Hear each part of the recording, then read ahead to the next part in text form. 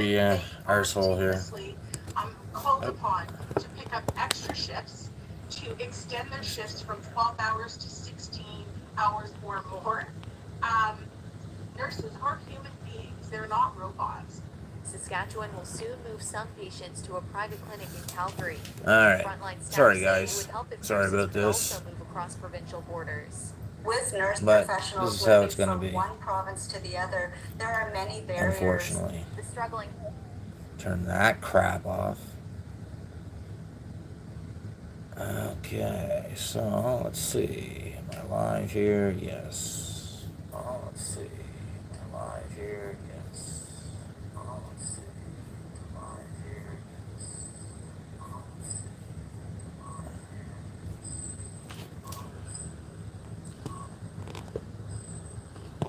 see. Like, I wish it would not lock.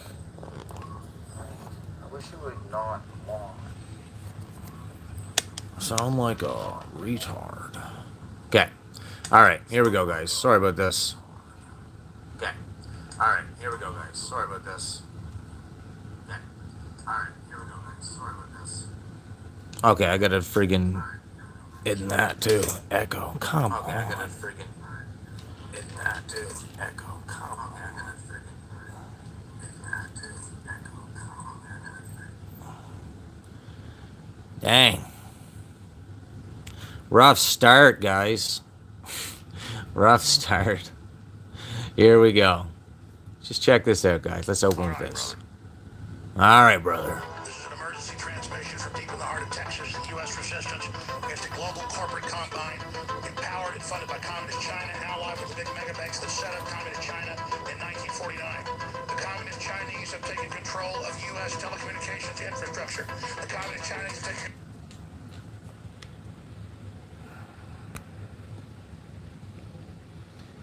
Where were the people from that helped set up the Communist Chinese? They were international bankers, banker types. Interesting. 1949.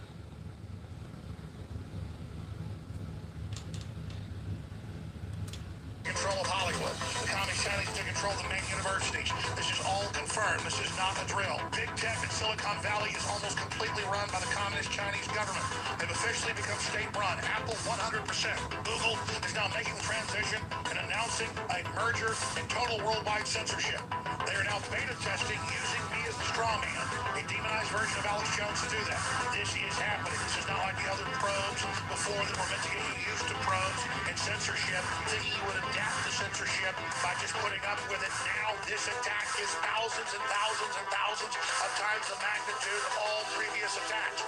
This is a titrated dose, reverse psychological warfare operation using adapt to overcome, subversion, paradigm manipulation. In layman's terms, they are manipulating the fact that we adapt to being oppressed. We adapt to being pressed with the low dosages of oppression.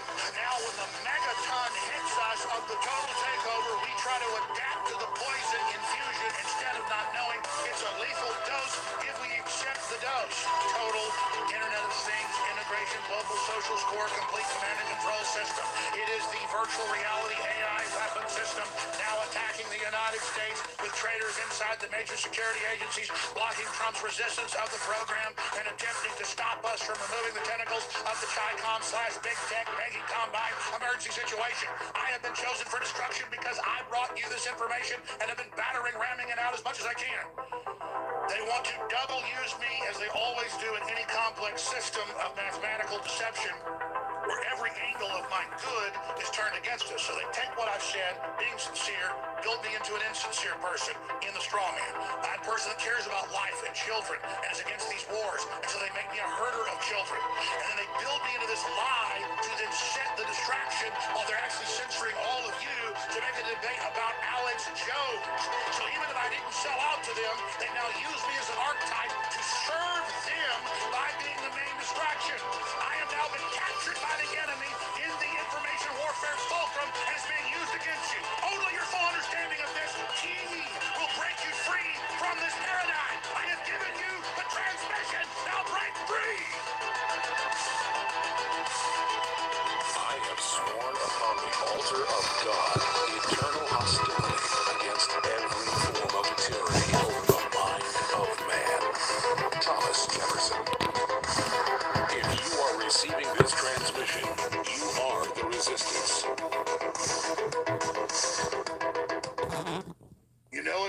guts. You know it in your guts. In darkness. How's it going? I'm back. We're going vertical here. Sorry about that. I would have had it like in the landscape, and at least you could have like, you know, just seen the screen. Sorry about that, guys. I don't got any streaming software, so I do it real old school style. But you seen that video, right? It says Alex Jones, he's been captured by the enemy in the information fulcrum, right? Now, was he captured in the sense that he has been a talking head for this entire thing, right? From start to finish, when it was all just talk and conspiracy and no one was really talking about it. Alex Jones was talking about it. Was there other people talking about it? Yes, there was other people talking about it before. You know, you got Jordan Maxwell and you got Bill Cooper and you have oh shoot, what's his name there? And we wouldn't lie even if we could. The truth is a far more superior weapon than deception, and it's a tool that's not given to them, and it is the precise weapon that will destroy them completely. What's his name? You know what I'm talking about. He's been around for a long time. He's been on everybody's show at least probably once. Older fella. Not coming to me. If anybody knows who I'm talking about by what I just kind of stated there. So, anyways, Alex Jones, he has been basically chosen. I've been saying this for a long time, that Alex Jones is a very important person. He's a very important person because he has been externalizing all this to the public for this great awakening, because you see right now it's a, you know, mass, this darkness that's creeping across the land, this dark cloud that's hanging over the West and over basically civilization in the world as a whole, right?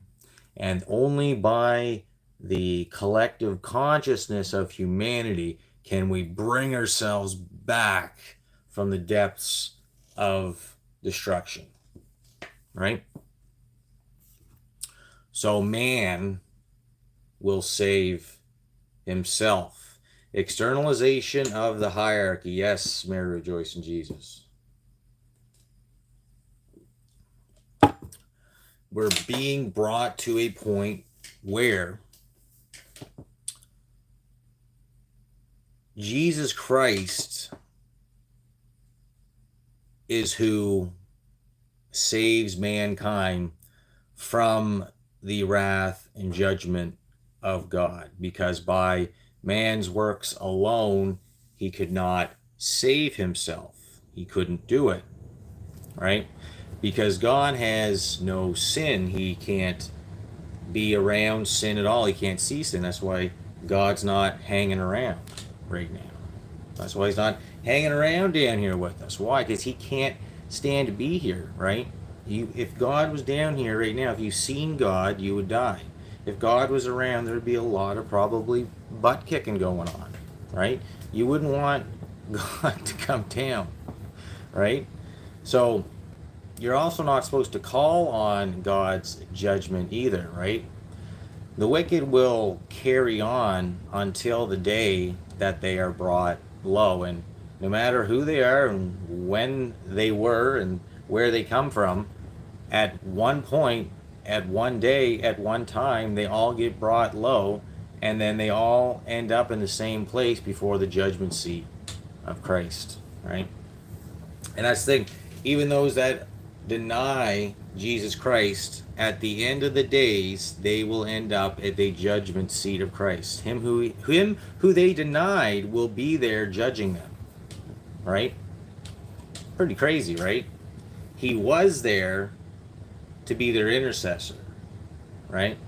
But because they denied his free gift, he is now their judge, because there's sins that they could have been saved from because they thought that they were, you know, able to save themselves, right? Those will be brought before them, and their sins will go before them. And like the chaff that gets blown away after the wheat is gathered together, because like the wheat with the tares, hey master, shouldn't I go and pull out the wheat? No, son, if you pull out the wheat, or you pull out the tares with the wheat, then you might pull out some of the good wheat too. It's too growing around it. You just have to let it go, right? It's like Judas. Go and do that thing that you're going to do. What am I getting at? Mankind can save himself, right?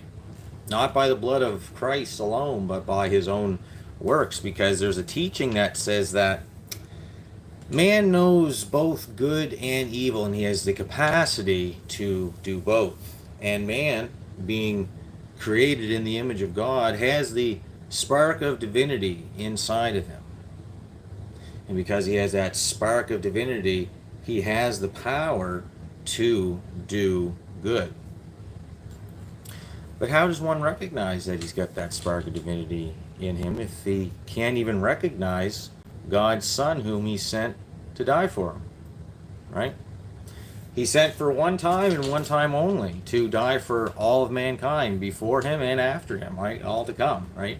All you got to do is just accept it, right? And then carry on and do good, right? But no, some people just want to bypass Christ and they just say, no, I do good anyways. I already do good. I'm good. I'm healthy. I don't need the gospel. The gospel's for the weak. The gospel's for the poor. The gospel's for the sick. I don't need it. Thank you. Thanks. Bye. Right?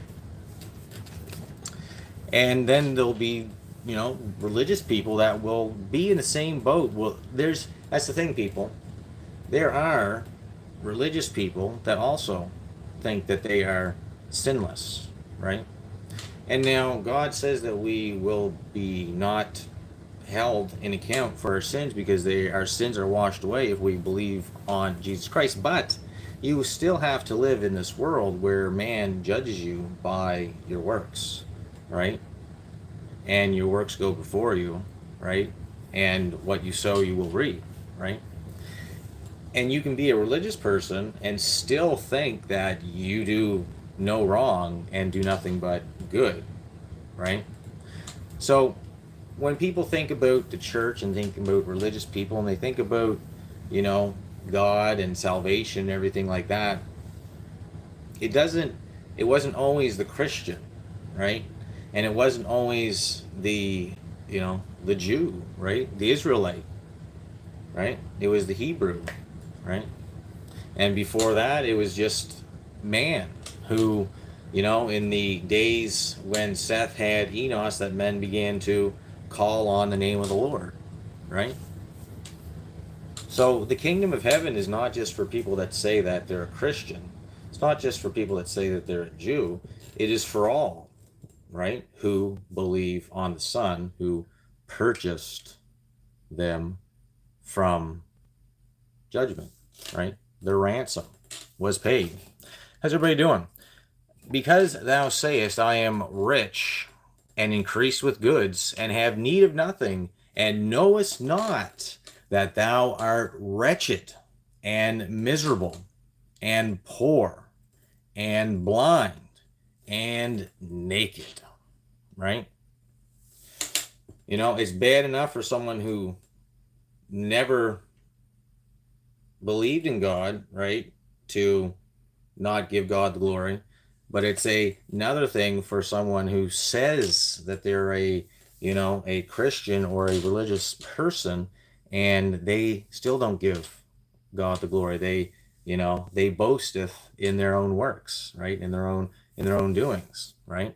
And if you do good works and man gives you your reward, well, then you've received your reward and you don't need any reward from God, right? But if you do a work that is good for God, well, then he will reward you in heaven, right? And a lot of those works are works that nobody ever sees, right? Because you don't draw attention. You don't have a video camera out filming yourself doing this, right? Which so many people do today conveniently. They always have a camera crew there when they do something spectacular, right? And they think, I'm just going to share this with the world so they'll also think that I'm spectacular, right? What's Bub's cat saying? Look at this stupid thing I would set up. I don't look past, see what everybody's saying. Bub's cat, respectfully, I've come to believe we are the unending souls cycling through this realm eternally, the toroidal field apple realm controlled by these withholding our true history and construct. Well, Bubscat, that's a very interesting theory. I don't subscribe to that, but hey, you know what? If you come to believe that, I think that the wording that you're using it sounds strange because it's not entirely wrong, but I'll tell you how I would interpret it, right? And nothing against you, or anything like that, but this is just what I see from this. Either way, you're a good dude. Respect. Hey, respect back, Bubscat. So we are unending souls. Our souls continue forever. Whether it's us living on this earth or before we were born and God knew who we were, and after we die and we either go to hell or spend eternity with God in heaven, right?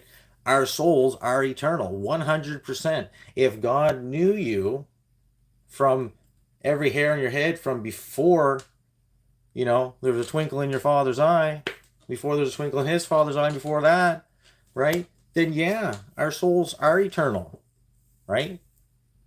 So I agree with that. But I don't believe that we come back as a form of, whatchamacallit? The the Indian teaching, the Eastern teaching, you come back as an animal, you come back as whatever, right? I don't believe in that. But I don't understand. I don't know what you're talking about when you say the toroidal field apple realm controlled by these withholding. I assume that's kind of the apple with the bite taken out of it, and those that are holding the knowledge and holding us basically in a prison, right?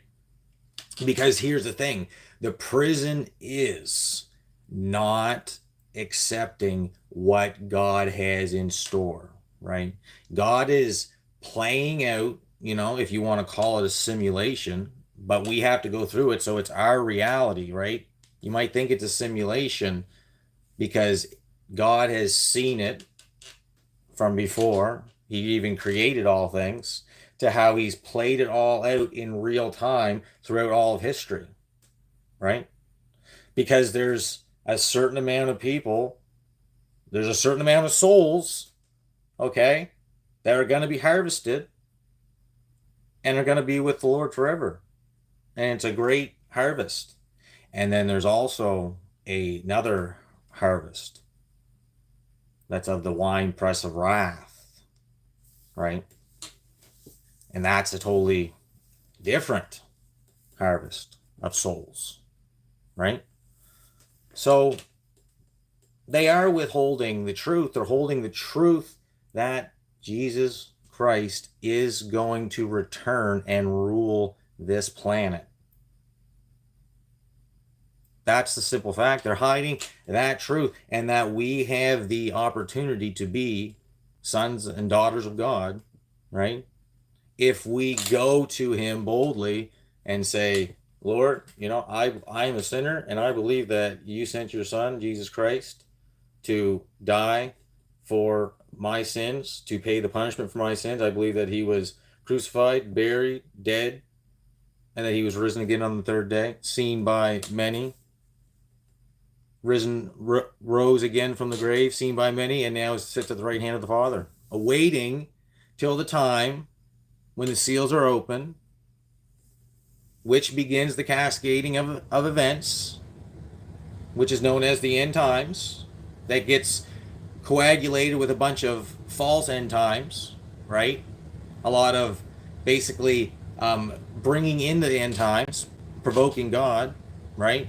And then saying what it is, right? Defining what it is, right? While you define reality and define history, right? So it is a simulation in one respect. Reincarnation. Thank you. I couldn't think of that. I know why. because I'm half rotard. Toroidal field is the energy field that propels this joint. It looks like the cross section of an apple. Interesting. Very interesting. Here's a question. Okay. If the Earth is round, okay, so there's a hot magma core in the middle. You'd say that's hell, right? If you really want to think about it, it's a furnace, right? And hell's the lake of fire. It's what's called a furnace, right? It burns, right? And a pit, right? The bottomless pit. I was thinking about this. So if you're on one side of the planet and you drill, like you drill past the core, you know, well, think hypothetically. You drill from one end to the other. You make it all the way down, like you drill all the way from the top down to the bottom, or from the side all the way to the other side. Okay? So if you do that, and you push somebody down either side, the hole on either side of the Earth, what happens? When do they stop falling? Right? When do they stop falling? Because they're not gonna fall from Canada to China, right? They're gonna fall, and then will they not just be in some kind of weird, like, nether region? Isn't that weird? You ever think with that? I don't know. I'm just saying.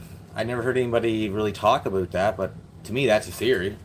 What happens if you actually drop someone from one side of the Earth and somebody from the other side of the Earth? What would happen in the middle? In darkness, you thought about this too, haven't you? You've been sitting out looking at the stars some night and thought, I wonder, you know, when I watched Bugs Bunny when I was a kid, right?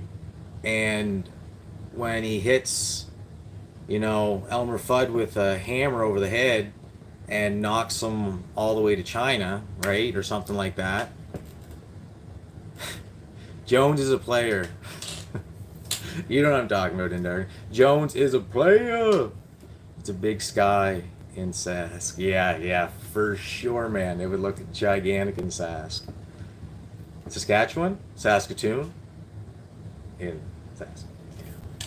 So, Alex Jones. What is his deal? He's being propelled right now into the stratosphere. Everybody is knowing about Alex Jones right now.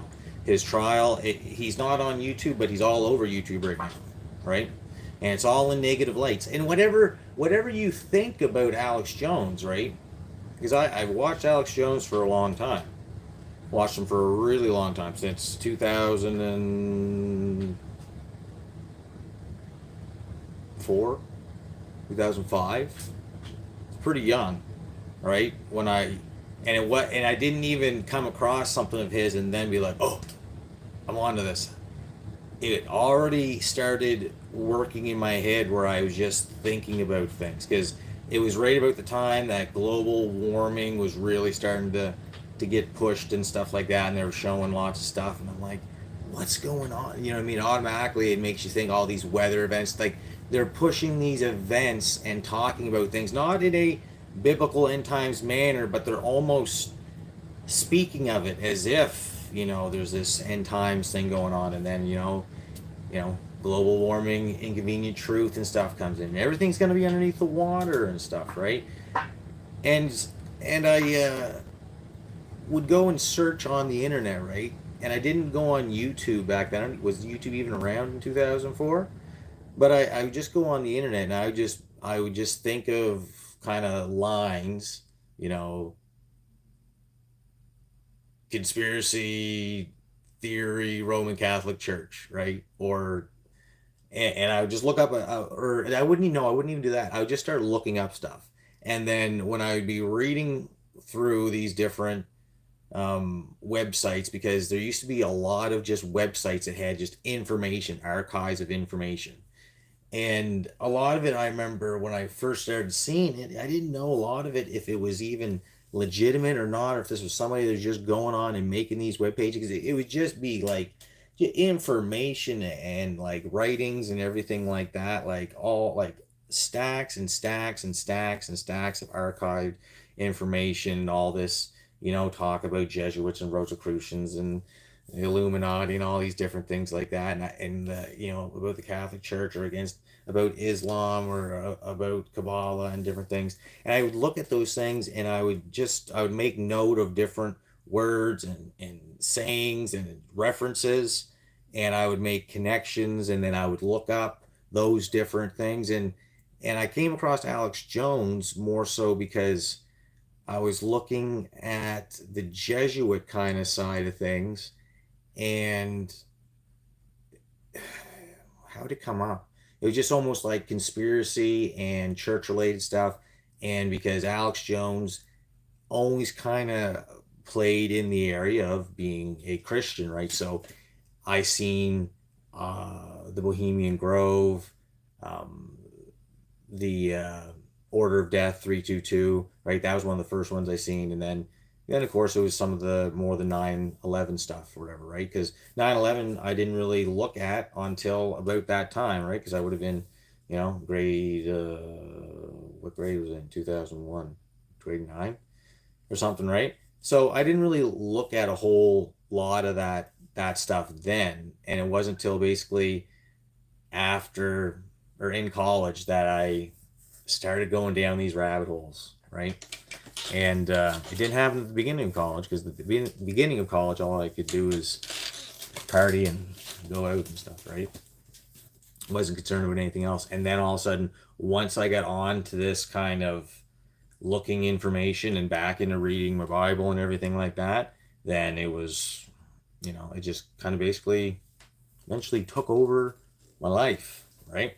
And so that video of Alex Jones, right, when you look at it, he is what he said. He's an archetype, right? And he's an archetype of everybody that has been looking into things and has been coming to these different conclusions. And him now being the focal point, right? More so than Trump even, right? Because now he's even coming out and, telling Trump, you need to step away from these vaccines, right?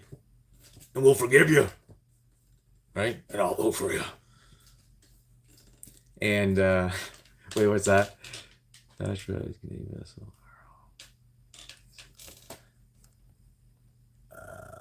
I've got sources. I've seen the white papers.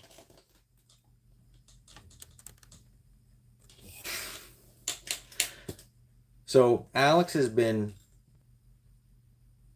gathering steam over the years, and he has a very large audience, and people always would poo-poo Alex, and the same ones that would end up poo-pooing him would always end up going to Alex and end up being on a show at some point in time, right? And they would all end up using Alex Jones and, furthering themselves and stuff. And, in all honesty, Alex Jones, he comes across in a lot of ways as a honest person. Like, he comes across as the exact character as he's betraying to be, right? I don't think that he's,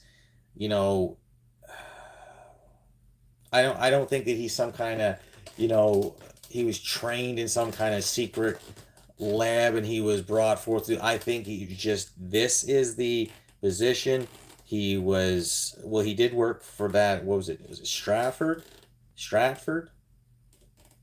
I don't know a whole lot about that thing, right?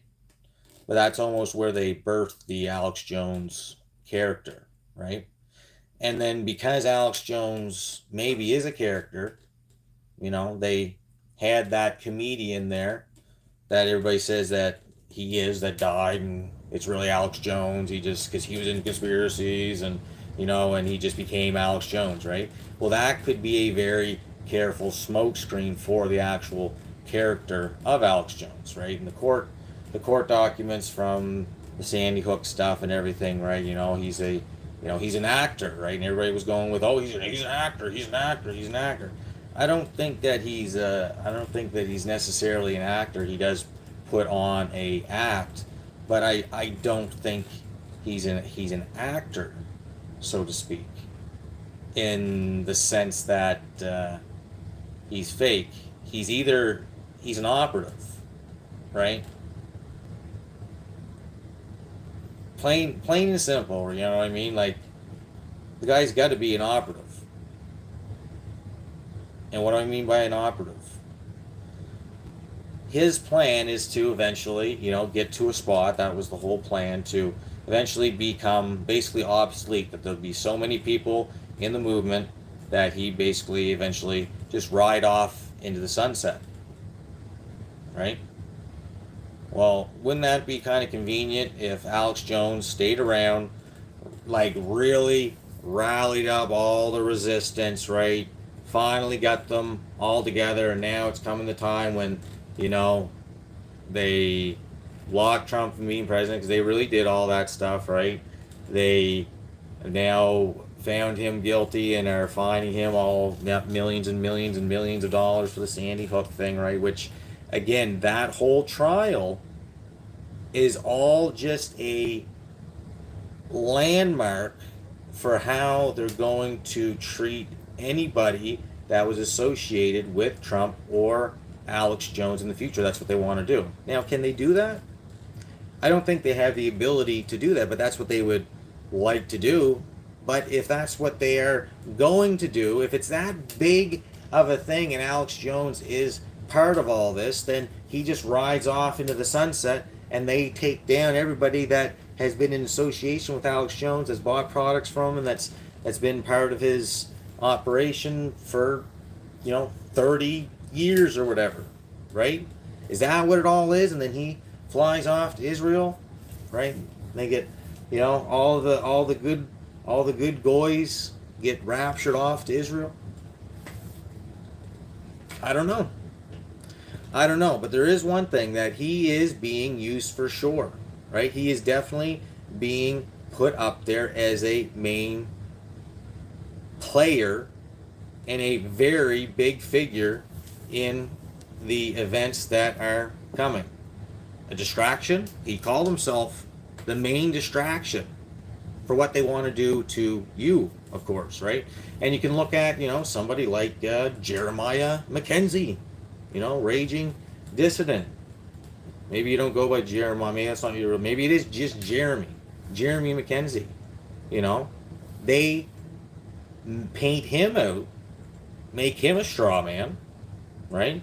Make anybody associated with him, and anybody that's been part of the Diagolon, right? Or Plaid Army or Canadian Resistance, anybody that has any type of leaning is directed that, they must be under the influence of one Jeremy McKenzie, right? But is Jeremy McKenzie the only person that's saying anything in Canada? No, most certainly not. There's a lot of people that are waking up. He just happens to be really, really popular, right? And so if you're popular, well, then that's who they're going to target. So is Jeremy McKenzie an operative, right? Could be. Probably not. Maybe so. I surely hope not. If Alex Jones is an operative, if Jeremy McKenzie is not, if anybody that's a main player is an operative, right? In the Patriot movement, wherever, right? Then this thing is so much worse than we ever even thought, right? But I don't think that Alex Jones has gotten himself to the place where he's at and put himself through the health hazard that he has for the last however many years, because that man is on the radio all the time. Shoot, he's either going to be getting paid very handsomely, like in the billions of dollars for his work, or they are going to kill Alex Jones, right? And if they're going to try to kill Alex Jones, well, then all those IRS agents are definitely being sent out to anybody that sent any money to any, of the right-wing players, right?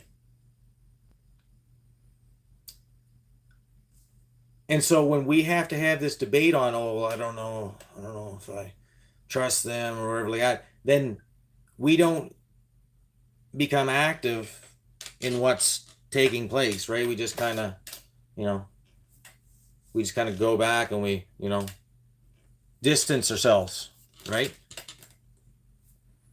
And if you don't want to be in the public eye, then that's fine. You've got to get things ready. You can't spend all your time online.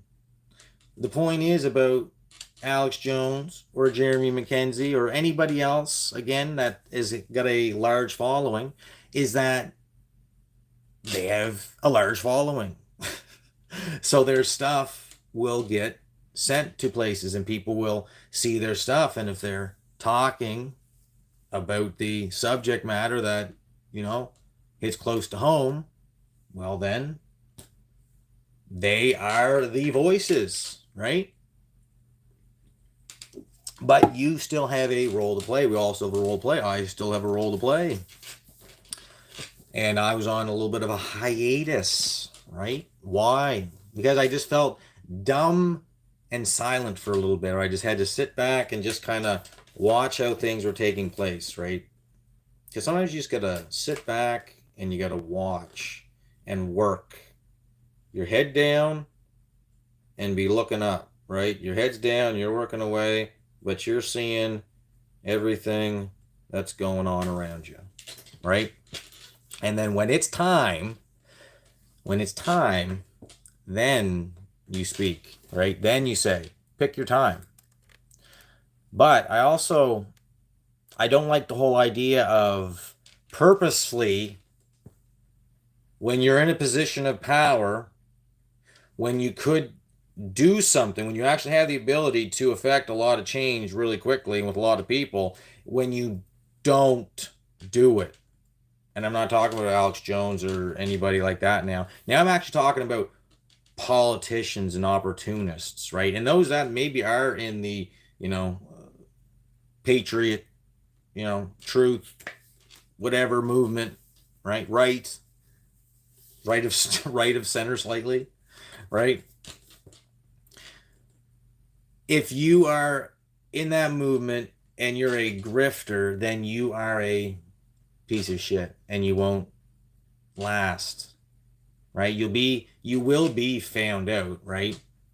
Because they're so crappy with everything else they do. How is it that we figure that they're going to be so good at sending out operatives on YouTube and stuff like Alex Jones and whatnot? No, none of their other operatives are very good, but Alex Jones, right? And the guys on our side that we listen to, they've all got to be operatives, right? There's things that you can disagree on and you don't maybe look at things the same way, but for all leaning in the same direction, for not against one another, then we're for one another, right? Because, see, personally, I'm for just about anybody that's in my local area, as long as you're not a piece of trash, right, and causing problems, right? Because I've got enough to deal with at my house that I can't be over at my neighbor's house and all around my neighborhood all the time knowing what everybody else's business is up to. But if there's a high trust in that community, then I don't have to worry. I can just say, I can be walking along and see my neighbor and be like, hey, Bob. And they say, hey, Pete. Or I say, hey, Sally. Kids out with the kids, having fun. Good stuff. And she'd be like, hi, Peter. Right?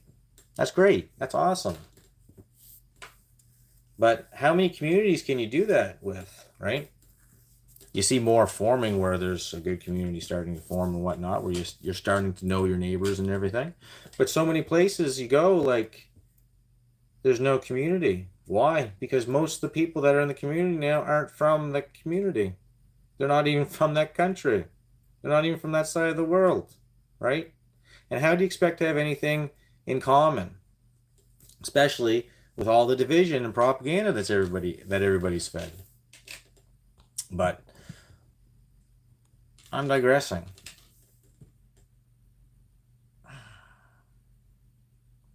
There's this thing that I mentioned earlier about Kabbalah and the teaching, right, of what salvation is. And I was listening on the way up. I was up to my folks' place there. Kids, two oldest ones, went staying the night for a few nights, and I went up and did some splitting for my dad, some wood. And on the way up, there was like a Bible teaching that was on. And God was talking about the Feast of Unleavened Bread and the whole significance about 7 days of unleavened bread, and the whole purpose of that was because they literally had to wait the 7 days for the yeast to actually kick in and do its thing. So they had unleavened bread for those 7 days and stuff, right? And that's all good and everything. But the guy then goes into how enriching it is when you really unpack the Jewish roots of our Bible. Okay, the Jewish roots of our Bible. Okay? And okay, yeah, whatever, right? If you want to say the word Jew, not, Israelite or God's people, right? That's okay, fine. It's all good.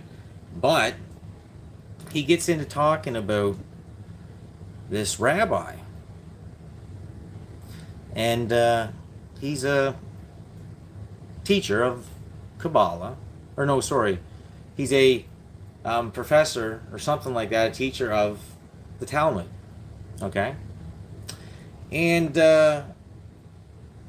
he goes into talking about how Christians, believe that, again, what I was talking about earlier, salvation. You cannot save yourself, right? We are, told to do good works and to be good people, right? To be all things to all men, right? Kind of thing, right? To, the golden rule, do unto others as you would have them do unto you, right? Love your neighbor as yourself, right? Love thy Lord God with all your mind, heart, and soul, right?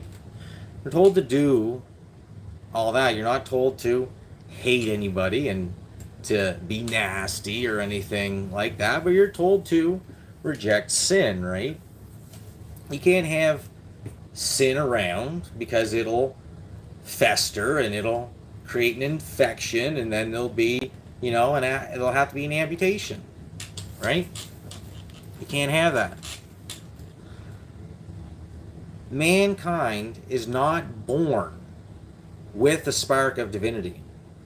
He was created in God's image. But he's a fallen creature because Adam sinned first, and his sin went throughout all the earth. The first Adam fell victim to sin. The second Adam, Jesus Christ, he being tempted in all things, knew no sin. Did no sin. God said, well done, my son, right? Blessed is my son, right? Who I am well pleased with, right? He never sinned. So he was chosen to be the Passover lamb, right? Not the scapegoat. That was Barabbas. They chose to kill Christ, the Passover lamb, and allow the sins of the nation, right, to go on Barabbas, to allow him to go free, right? Because he was a murderer. And he was an insurrectionist. He was a rebel rouser, right? He wanted to overthrow Rome and restore the kingdom, right? The kingdom of Israel. And Jesus was never about that. He didn't say, I haven't come to do that, right? Come to seek out the lost sheep of Israel, right? Who's the lost sheep of Israel? Who's Israel? God's people. Who's God's people? The Jews. The Jews are God's chosen people. Well, really, because I thought that when you believed on the Lord Jesus Christ, you became a son of God, and then you were one of God's people. Oh, well, no, you're not the apple of his eye, though. Really? Because he sent his son to die for me. I think I'm pretty special, right? Not so special that now I can go and do whatever I want, though, right? There's going to be repercussions. You're going to be chastised. You're going to feel guilt and remorse and feel like crap, right? Feel like a piece of shit.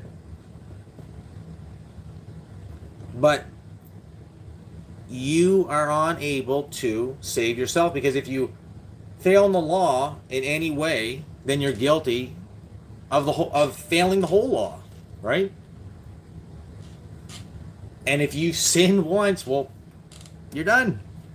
In God's eyes, you're done. The penalty for sin is death, right? There's no name given among men whereby we must be saved, right? Other than Jesus Christ, right? Jesus Christ is Lord. We are God's perfect creation. All demons, fallen angels, aliens, and other realms want to destroy our souls. They're envious of God's creation. Well, they're already determined for destruction. And so they want to take whoever they can with them, right? Gotta roll. You're a good soul, Peter. Appreciate your efforts. Keep it up. Take care, Bub's cat. Have a good night, buddy. So, salvation, all right? The idea is that you had to have an intercessor. You had to have something to take the place, right? A sacrifice worthy to appease God, the Father, right? Because otherwise, he'd just destroy the whole world, right? Nobody would be saved, right? Do you want him to do that? Because he already did that once when the flood saved Noah and his family, right? So God's like, okay, I'm not going to allow this to happen, right?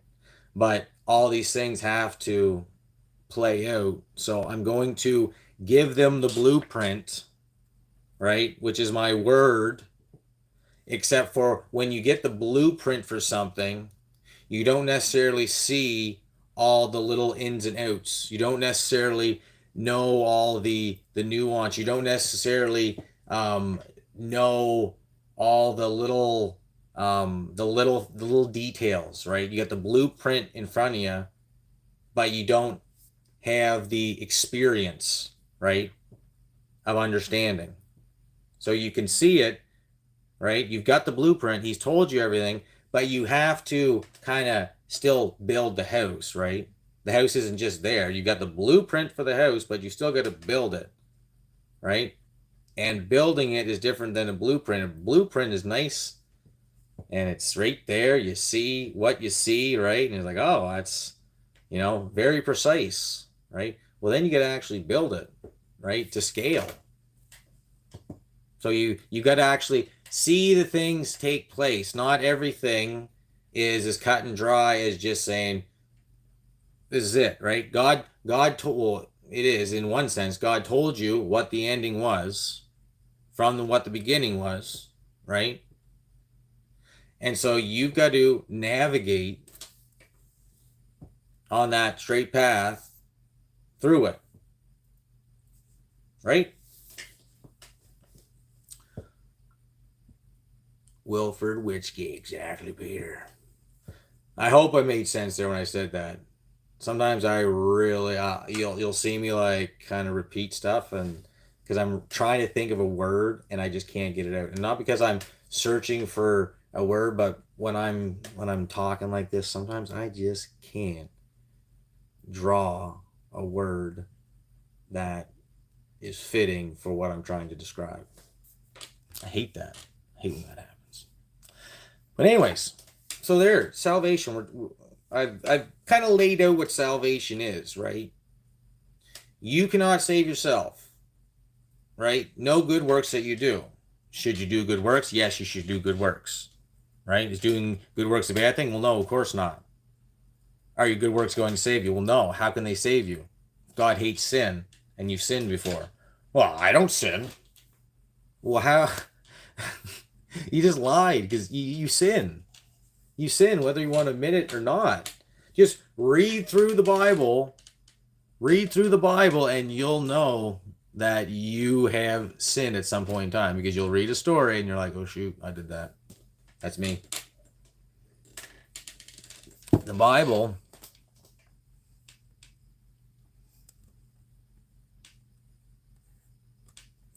The Bible says we, the believers, are a nation, but ye are a chosen generation, a royal priesthood, a holy nation, a peculiar people. Right? Why? Because you aren't to go with the waters of this world. You aren't to go on the road that the rest of the world travels on. We have a different path, right? If we've got the blueprint, it allows us to cut straight down the center, right? The church is a building, okay? And people go in it. The church is people, okay, that are gathered together under Christ. If they're not gathered together in the name of Christ, then they're not a church, right? Most churches, okay, like country churches, a lot of them, I don't have the numbers in front of me here, but you can look this stuff up. A lot of those country churches that were built 100 years ago, are all built in precise measurement with the tabernacle, the sanctuary. Okay? And the communion table that sits at the very front of the church is the dimensions, the altar, like you call it, is the dimensions of the altar that was in the holiest of holies. And the significance of that is because when Christ died on the cross, when he gave up the ghost and there was a great earthquake and the temple, there was an earthquake and it split the floor and it split the curtain, right? The veil that separated from the people from the priest that went into the holiest of holies in front of God, because that's where God sat, right? On his seat. Only the priest who went through the cleansing rituals and everything like that could go there before, right? And there's only certain times a year he'd go, and he had to do certain things just so God wouldn't kill him, right? Very, very particular things. Why? Because he was showing through those Israelites how holy he is and how you better do what he says, right? And if you can't do it, then you certainly need to fear him, right? And respect him and understand that he sent his son to die for you, right? To cleanse you of your sins so that you would not be found guilty of them, right? But this other string of thought that's coming out now that's being pushed, that seems to be, it seems to be kind of like Christian, but there's this shift from going from Christian belief back to the Judaic roots, because after all, the New Testament was written, it was Jews, so it obviously had to be written in Hebrew. Well, no, it was Greek because the Jews were kicking them out. So why would they write the New Testament in Hebrew when they were going to Greece, when they were going to Rome, and eventually into Asia and everywhere else? They were going to write it in the language that everybody spoke at the time, which was Greek. Because even in Rome, most people spoke Greek, right? When Rome came in. Well, they were in at the time. Greek was the known language. Like, oh no, they were Jews, oh, they're Hebrews.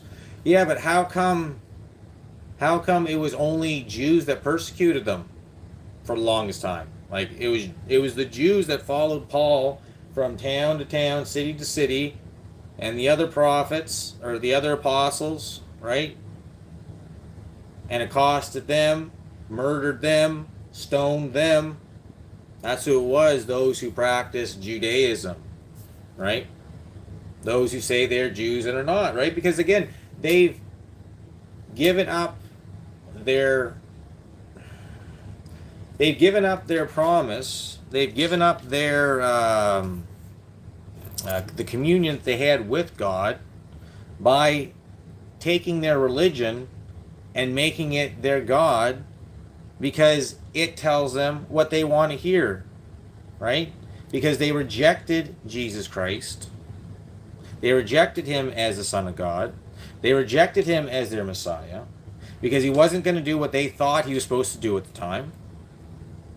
So they had Rome crucify him, and they still don't want to admit to it today that they've done that, because they still say that he was, a rebel rouser, and that he deserved to get what he got, and that he's currently boiling and burning hot excrement, and that, Mary was a whore and all this stuff, right?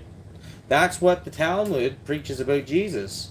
And then this guy on the radio program, he went to talk about how Christianity believes that you have this sin nature, and that only until you are saved that can you break free of the sin nature. And all your works, even after that, will still not free you from the bonds of sin, that you're always going to have sin in your life until Jesus Christ changes you, right? After he resurrects you. Of course, he didn't get into that part of it, right? He just talked about how basically it was a stupid belief that Christianity held, and that it was better if we went back to the Jewish belief. And then he referred to this Jewish guy who's a Talmudic preacher. And in the Talmud, there's a very interesting view of salvation, and that is that we all have the capacity to do evil and to do good. And so that, just like in the documentary Steven Anderson Marching to Zion, the old Jewish guy says, at every turn, a person saves themselves while denying Jesus in the sentences before that, right? At every point in time, it's not Jesus that saves you, right, when you're in a situation. It's you. You save yourself in situations in life. And ultimately, by making those right decisions, you save your soul too, right? Only if you do the things that are sanctioned, though, right, that they say are good, right? They become the arbiters of what is good and what is righteous and what is holy, right? Even though God says, there is none righteous, no, not one. Is there people that do good? Yes, of course there are. But again, righteous, right? How righteous are you? I mean, you can be righteous, but should you say that I'm a righteous person? Does a humble person say I'm really humble? Right? So, Kabbalah, Talmudic teaching is what is being brought forth in this collective consciousness, that this great awakening, this entering of the age of Aquarius, which is their symbolic leaving of the era of Christianity and going into the new age of Aquarius, right? This new way of thinking, right? Where man and his knowledge and understanding at every turn is what saves us, right? Because if we all come together and do the right thing, then all will be good, right?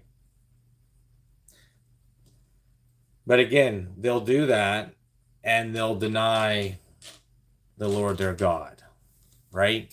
So what do you think God thinks about that? Well, I don't believe in God. Well, that's your problem.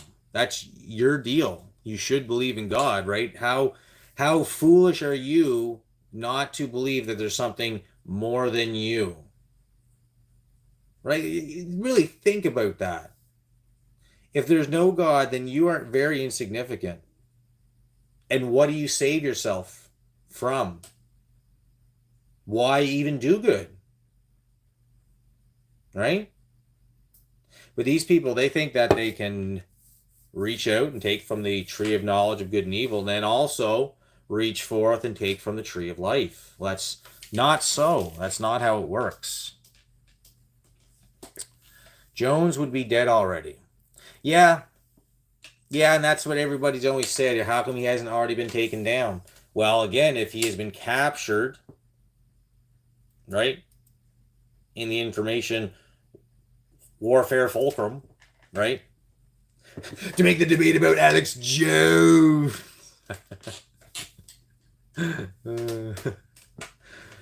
But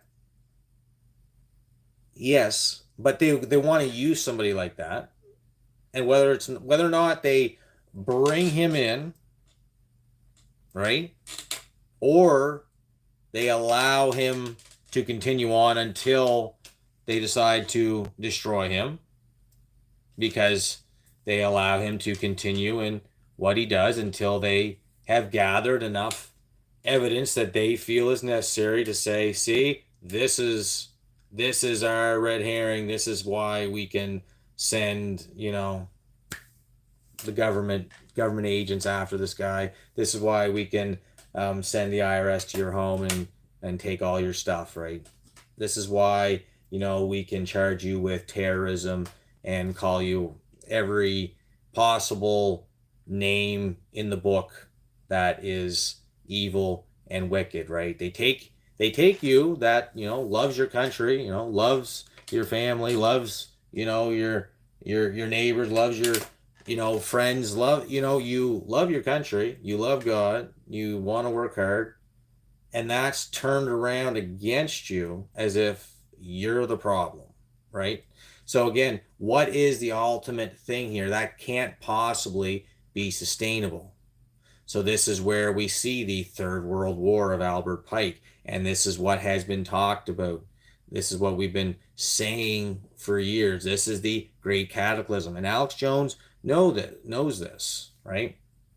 So he could be being strawmanned to this point. He could be a legitimate individual, right? And then when he serves his purpose, then they can do what they need to do with him, right?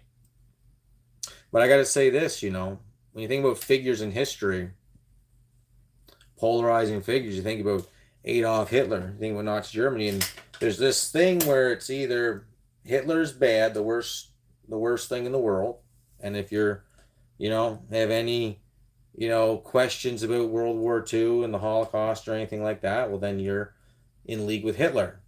But it's also this kind of almost biker gang mentality where, you adopt the Hitler, you adopt the swastika, you adopt the SS and stuff like that, right?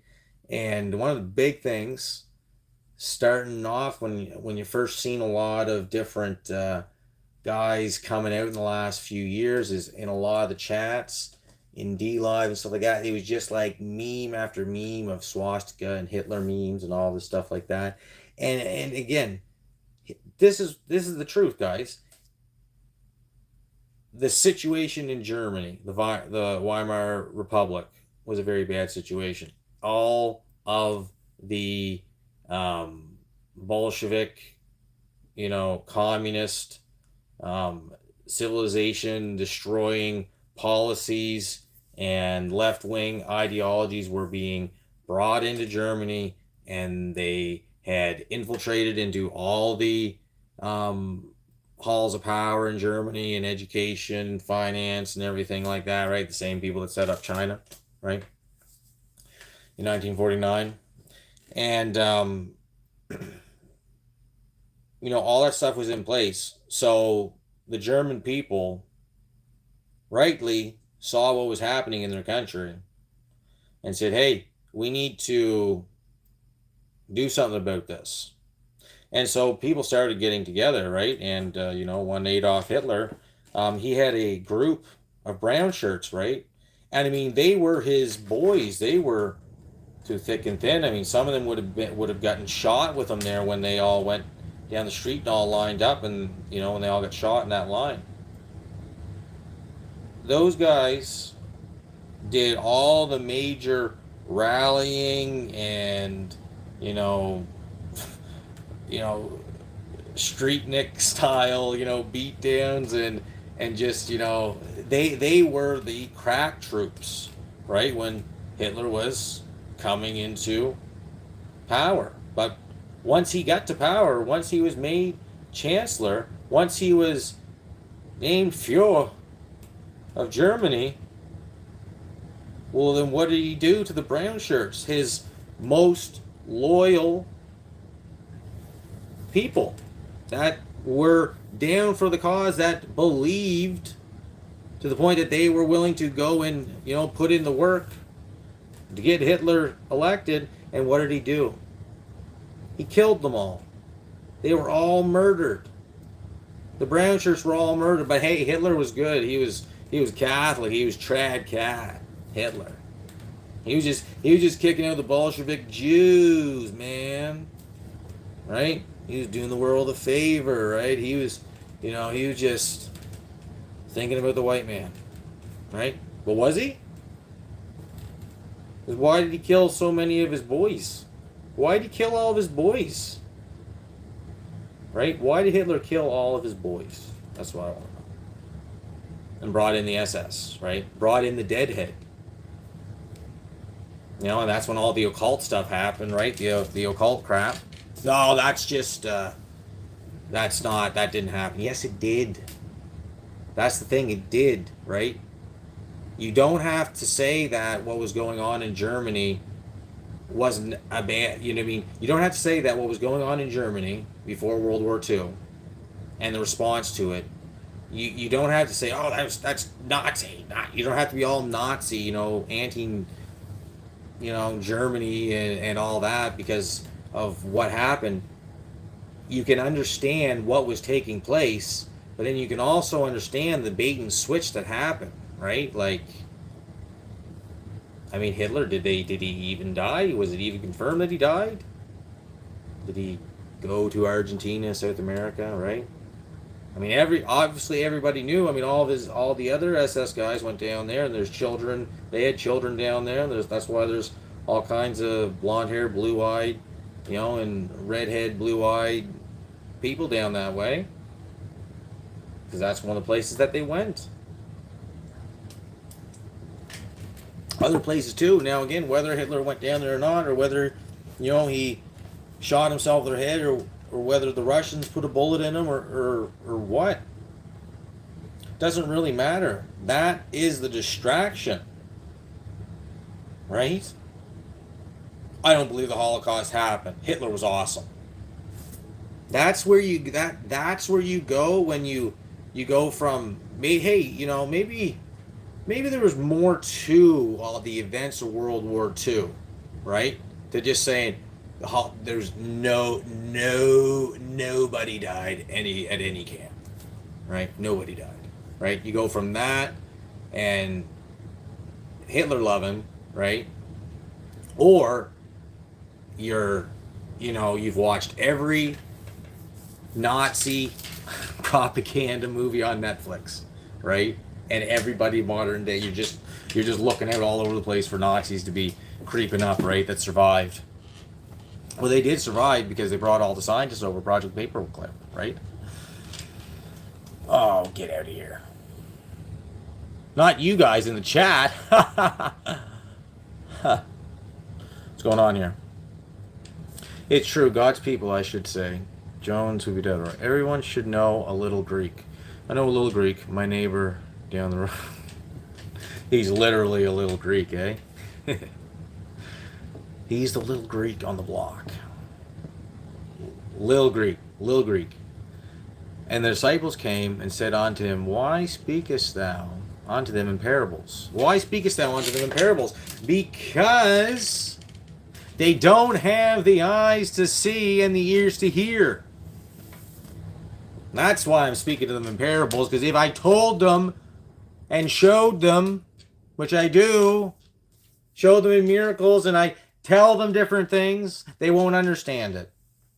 They can't understand it. They're not going to understand it until I fulfill the work that God has sent me here to do.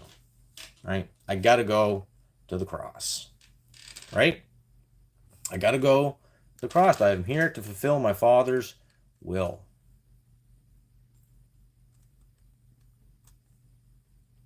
right? It's not for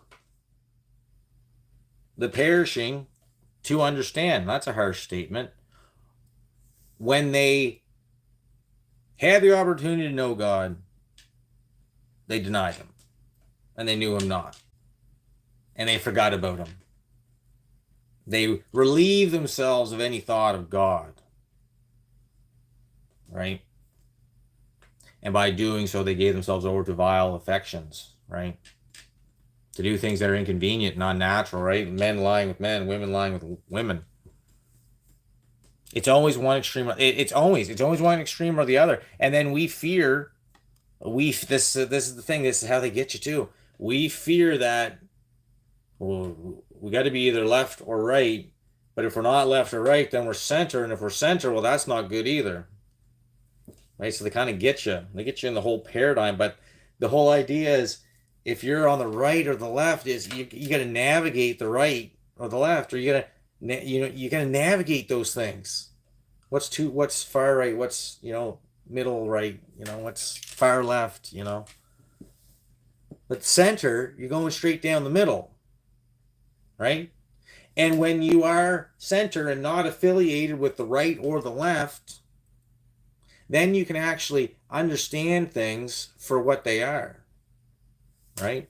You actually have an opportunity to think about things in an unbiased manner, right? You say, well, you're a Christian kind of thing, right? So you have a bias. Yeah, I guess so, right? A bias to the truth. Oh, yeah, I got a bias to the truth, man. He is despised and rejected of men, a man of sorrows and acquainted with grief. Why? Why is he acquainted with grief? Because he wishes that all the world would be saved, right? And God would like all the world to be saved. That's why he has such patience and hasn't destroyed us yet. And again, he, with his son, this would separate those who are his and those who are not, right? And those who are his, well, that's our job to be, sowing some seed, right? And if we're not sowing good seed, if we're sowing corrupt seed, well, then we're going to grow a corrupt tree. And if we grow a corrupt tree, that's going to have bad fruit. And if it has bad fruit, then you cut that tree down and it's cast in the fire. And it was never a good tree in the first place. So if you claim the role of being a religious person, a Christian or whatever, just remember that, right? What's your fruit, right? And your fruit depends on the capacity of what God has given you, right? If he didn't give you a whole bunch in the first place, well, then not as much is required of you, right? You've been relieved of that burden in one sense. But for those that have been given much, well, much is required, right? And we hid, as it were, our faces from him. He was despised and esteemed not. That's right. Surely he hath borne our griefs and carried our sorrows. Yet we did esteem him stricken, smitten of God, and afflicted. Those are good verses in darkness. You bet. Amen. Amen. So, 12:21. I'd love to stay up quite late and talk about different things. What are some things I want to talk about? When I was talking about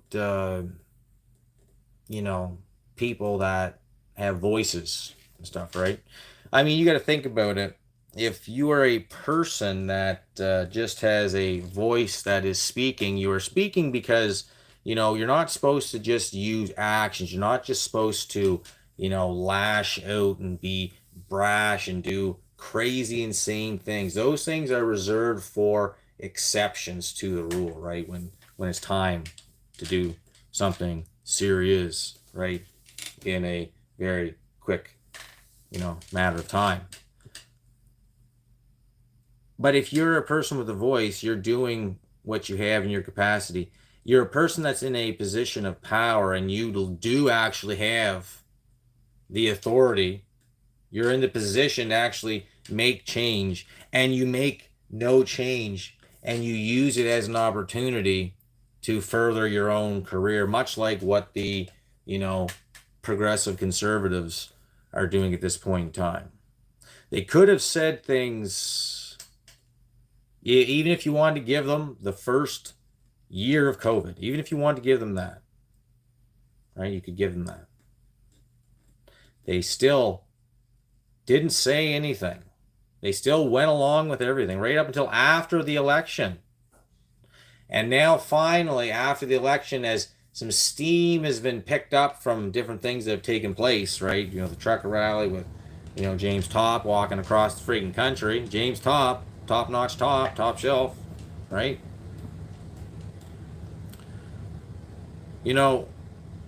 These people that are actually in positions of power that don't do anything. They're put in those positions to do things for their constituents, right? Local populations who they're serving. And instead they serve the interests of everybody but. And they gaslight you into saying that, well, we just don't know. I'm not sure about what the World Economic Forum is. Oh, we're just trusting the science. We're just, we don't agree with, the replacement ideology of the liberals, but we are bringing in immigrants to replace the local population by giving them incentives to vote progressive conservative, and by giving them college degrees and yada yada yada, and setting them up in trades and everything like that. You drive by a sign on the highway here in New Brunswick and it says transforming New Brunswick's workforce, and what does it show? It shows a woman. She's got a helmet on and goggles, and she's gonna do something with a welder. Right? And then not too far down the road you see another one, and it's like a black guy from Africa, and he's like on McCain's potato farm billboard, and it's like, okay, sure. And then there's a tree planting one for Irving, and it's like they've got girls and a black guy in the middle, and it's like, really? I mean, if it wasn't so not realistic, then I would say sure, right? But it's so unrealistic, right? Well, what they put, like, they're trying to engage us into this reality that just is not there, right? And quickly people are waking up to this. More and more people are waking up to all this tomfoolery, right? Because on its face, it's absolutely retarded, right? Every day, it just gets more and more worse to where it's like, okay, this is an act, right? Some of these people know that this is civilization destroying. They know that they are violating the very people that they say that they are helping, right? When they say that they are helping prevent violent harm from children that are, trans curious or whatever, right? They're growing up and, want to identify as a boy or a girl, and then these psychiatrists and doctors talking to parents and say, you need to allow this because they're going to do it regardless. And if you don't accept this, well, then they just might kill themselves. You're setting them up for a lifetime of depression. No, you are by encouraging it and not giving the parent the authority. Transcurious. Hey, this mass lesson. By not allowing the parent to have authority over their child. Again, they're a minor, so they're not allowed to do certain adult things, but they're allowed to know whether or not they want to take testosterone replacement therapy, tape their boobs up until they can get them cut off, sew their penis into their skin and split it down the middle and make it into some kind of Frankenstein vagina. You are violating children, and you are even, okay, a crazy adult. I mean, crazy adults do all kinds of modification things. Anyways, do I think even it's right? No, but I really don't care as much if it's an adult. But if they start acting, if somebody changes themselves, modifies themselves into a werewolf, and then goes around acting like a werewolf and trying to scare people, well, I'm gonna treat that werewolf like a werewolf, and I'm gonna friggin' melt down a friggin', a bunch of silver and make some silver bullets, and I'm gonna blast that werewolf when I see him, right? Like, sorry, if you're modified your body and your face to look like a demon troll, and you get was near my family and start like acting like a troll because you're in character, I'm gonna get in character of being dad, and I'm going to end you, right? Like, or at the very least, get you away from my family, right?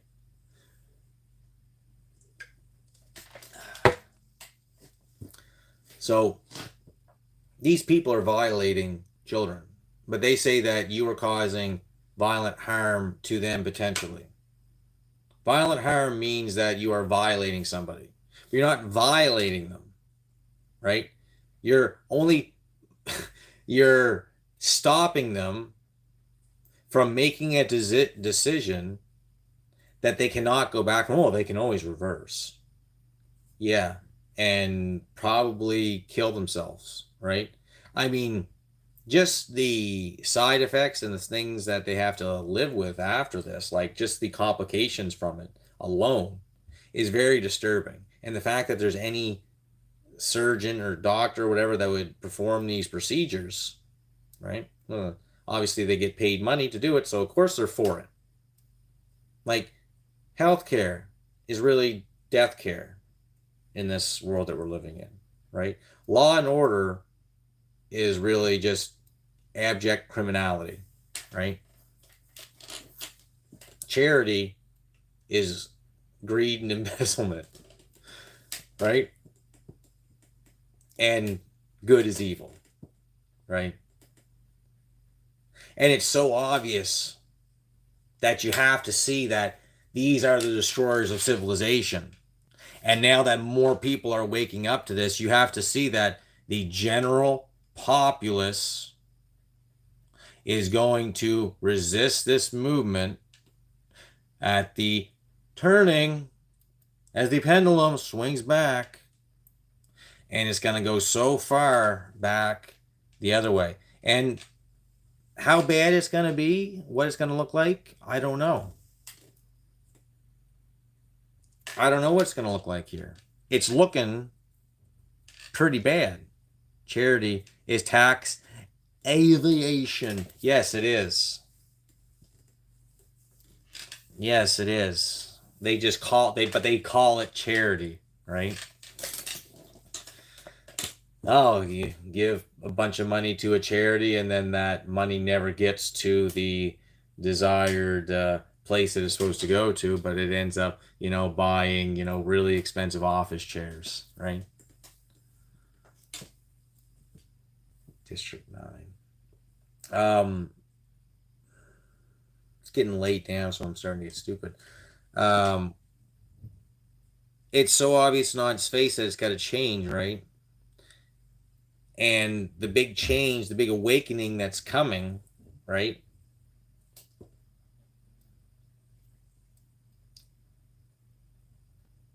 In the process, right? Everything seems very positive right now. But if it kicks off into a civil war, which they want, because now they're talking about civil war, like all the left pundits, Democrats, liberals, whenever they get on the news and talk, they talk about the right and the Civil War, and they want a civil war. Oh, they want a civil war. There's civil war, civil war, civil war, civil war. They keep on talking about civil war and that the right wants a civil war. So when they say that the right wants a civil war, they mean that they are pushing for a civil war to start, right? Or at the very least, they're building the narrative that the right wants a civil war. And that's why they keep talking about the insurrection, right? And so that eventually they're going to blame some right-wing person. Whether it's a real person that snaps finally, or whether or not they make it up and it's a false flag, right? Because a false flag, right, can be a real event, but it can be a false flag in the sense that they wound somebody up to the point to commit something. Like, you know, some of these shootings that happen, these school shootings, that the FBI, the feds always know what's going on. They always know that there's problems. They've been to the kid's house, you know, the guy in Nova Scotia, you know, the police knew that he had the replica uniforms and the cars and everything. They knew who he was, and they knew that there was different, you know, alarming details that were emerging, but yet they couldn't tell anybody other than putting a tweet out in which none of rural Nova Scotia would have gotten, because they wouldn't have been on Twitter, to get the post 13 hours later that there was a guy going about killing people, right? Still don't really know what happened. They lied the entire thing. Everything about it they fabricated to save face and try to make themselves look good, and the whole time just made themselves look like they were hiding something, which clearly they are, right? And again, if they're willing to hide that, then what else are they hiding, right? If they're willing to go that far to hide Canada's biggest mass shooting event and hide the details of it and why it actually even took place or anything, you know, regarding this individual, then what else are they lying about? I mean, are they lying about why they invoked the Emergencies Authorization Act, right? Because of, you know, Diagolon, right? They actually tried to make Diagolon a household name, which they kind of did, but all it did was kind of get people to go and probably look it up and then have a good laugh at what they're actually taking this serious. They want me to believe that this is a terrorist organization. Just like with the Alex Jones thing, like whatever you think about Alex Jones, if you go and you look at the trial and everything that they're saying about him, because they say the things they say on the news, right, about Alex Jones, all you have to do is go and find clips of Alex Jones to know that the things that they're saying about him simply are not true. Or that it's like, okay, you guys are saying that he's crazy, but clearly, you know, he has times when he's on the radio when he's not crazy. Clearly, he has times when he's doing a character, right? And when he's, you know, excited because he's a passionate guy with what he's talking about, right? And sometimes, yeah, he might, you know, embellish some details to try to tell a story, like, but you guys do all the same things. You got to make a story. That's part of journalism, right? You got to make it something that people want to see and want to talk about, want to know about. You got to keep them coming back for more, right? And all they can say is that he peddles dangerous conspiracy theories. And that, you know, that he said that the Sandy Hook shooting never happened. Well, he never said that, though. And lots of other people questioned that thing, right? But they're grasping at the straws that their audience sitting in doctors' waiting rooms and walking on the treadmills at gyms are watching and reading the captions on the monitors up above them. That's the only people that are watching this crap, right? Well, I mean, there are people that are taking it in. But if that person just simply goes over to their computer or opens up their cell phone and does a little bit of quick research, they'll see that, well, I don't mind this Alex Jones. Yeah, okay, he might be loud, or I don't like the way he says things or present, you know what I mean? Like, you don't have to like him at all. But you know that what they're saying about him is not true. That's the thing, right? You can have all kinds of ideas about Alex Jones and what his whole deal is, but what you can know for sure is that what they're saying about him on the news is simply not true, right? And therein lies the truth and the fact of why they really don't like him, right? And how important of an individual he is, right? So I give him a little bit of leeway in that aspect.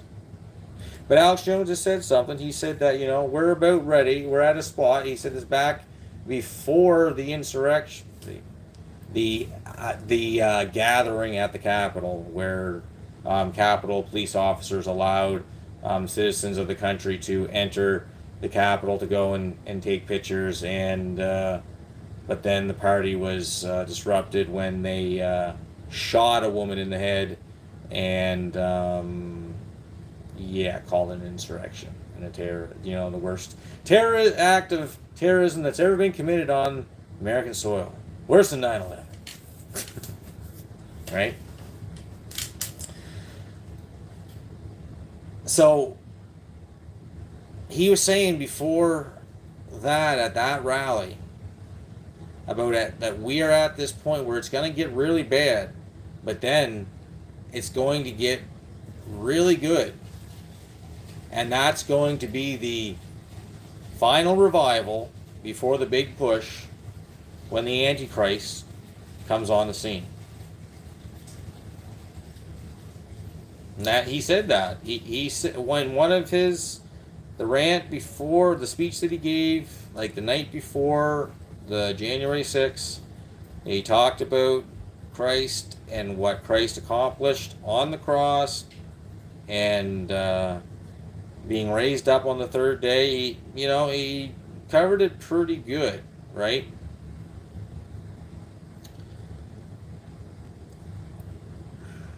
But the thing is that he's laid that out. So he has the same mindset that we have ultimately, where we think the worst is going to happen, but we're hoping for the best. So that's where I kind of look at Alex Jones, right? And where he's actually going to end up on things.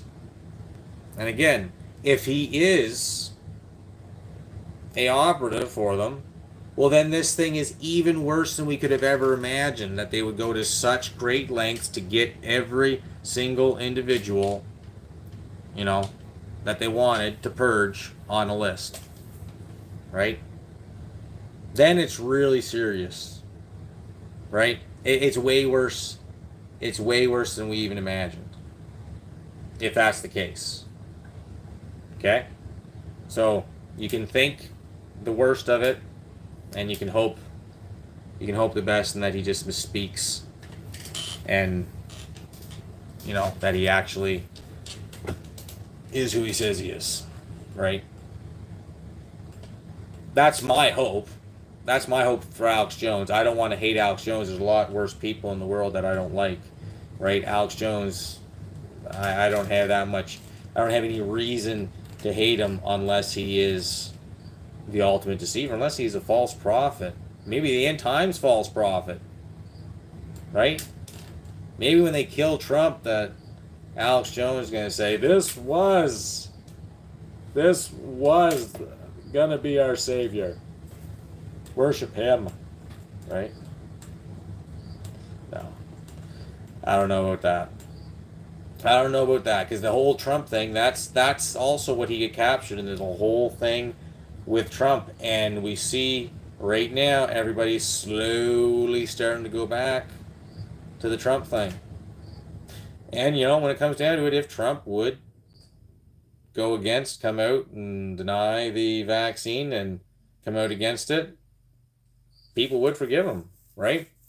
Because you've got to hope that he's telling the truth, right?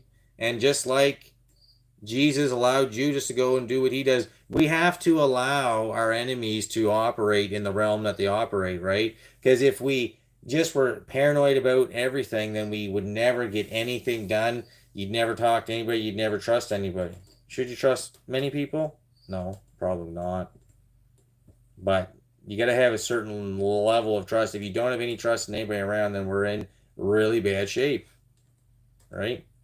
You at least have a few people that you trust, right? If you don't, then you need to get somewhere else, right? Find some people, right? Yeah. So the Great Awakening will happen at the end, right? The Great Awakening is happening as they really try to push and kick off this civil war, which will go across the world, right? It happens in America, then it's going to start taking place in other countries, right? Because all this stuff is bubbling up all over the place, right? A lot of death and chaos and mass destruction ultimately can end up coming from the third world, right?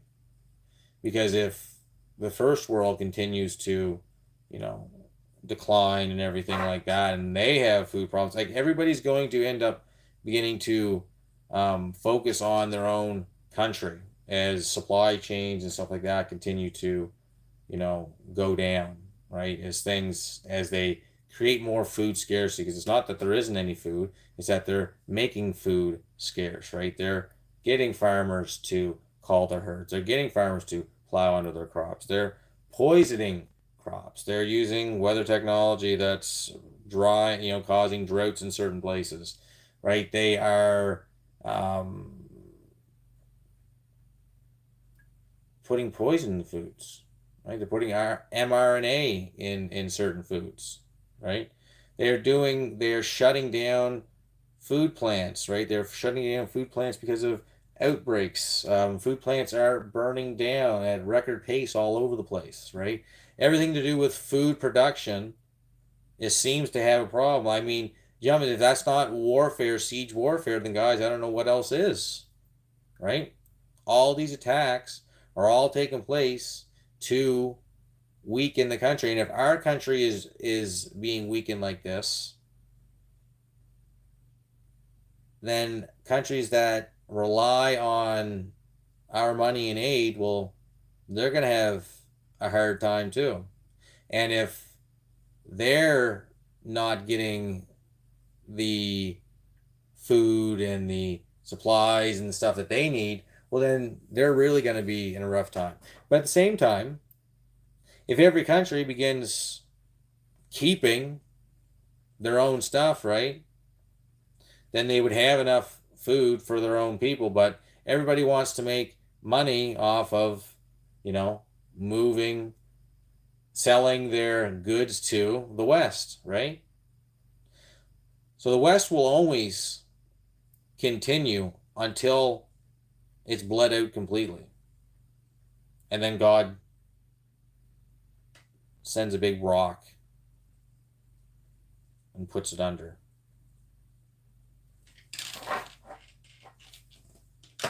Right? Wherever there is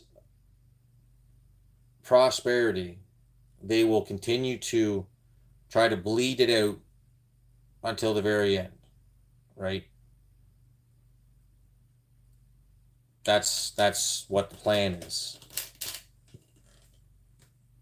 And if they destroy the third world and then move the third world to the first world, well, then eventually you'll have the same situation over here, right?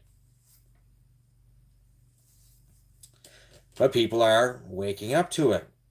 They're saying, no more. And it's going to get rough.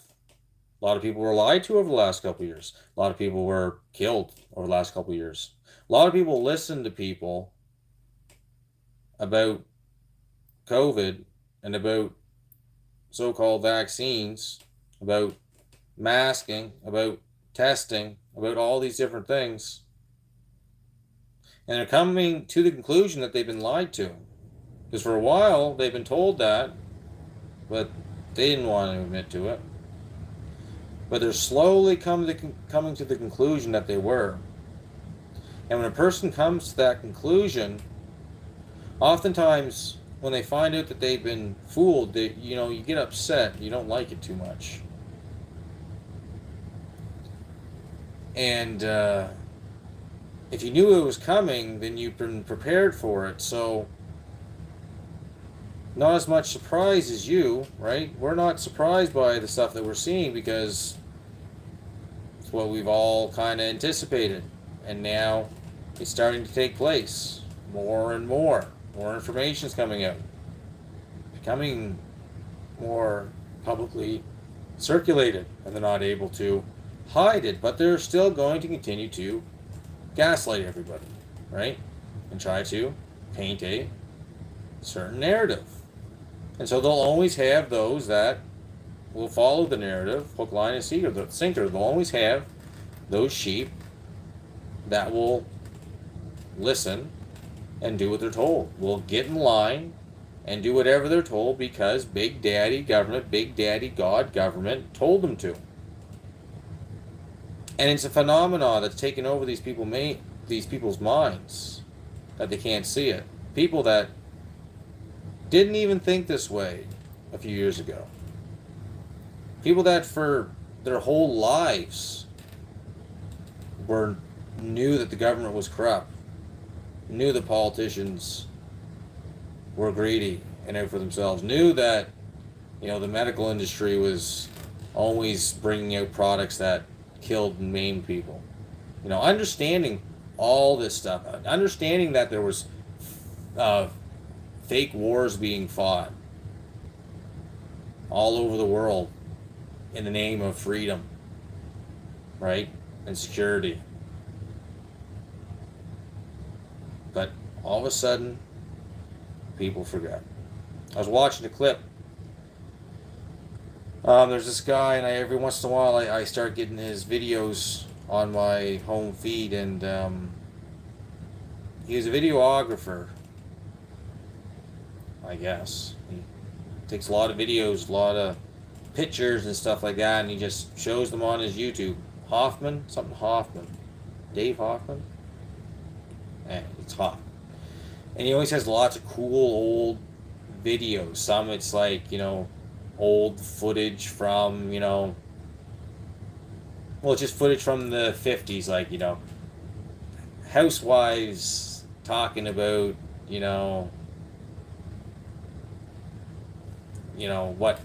what they like to do for fun, kind of thing, right? Or just all kinds of just perspectives from a time previous to now, right? Which, in a lot of cases, when you watch them, seem like a completely different world. But this particular one that I was watching earlier was, brutally honest interviews by Vietnam veterans, right?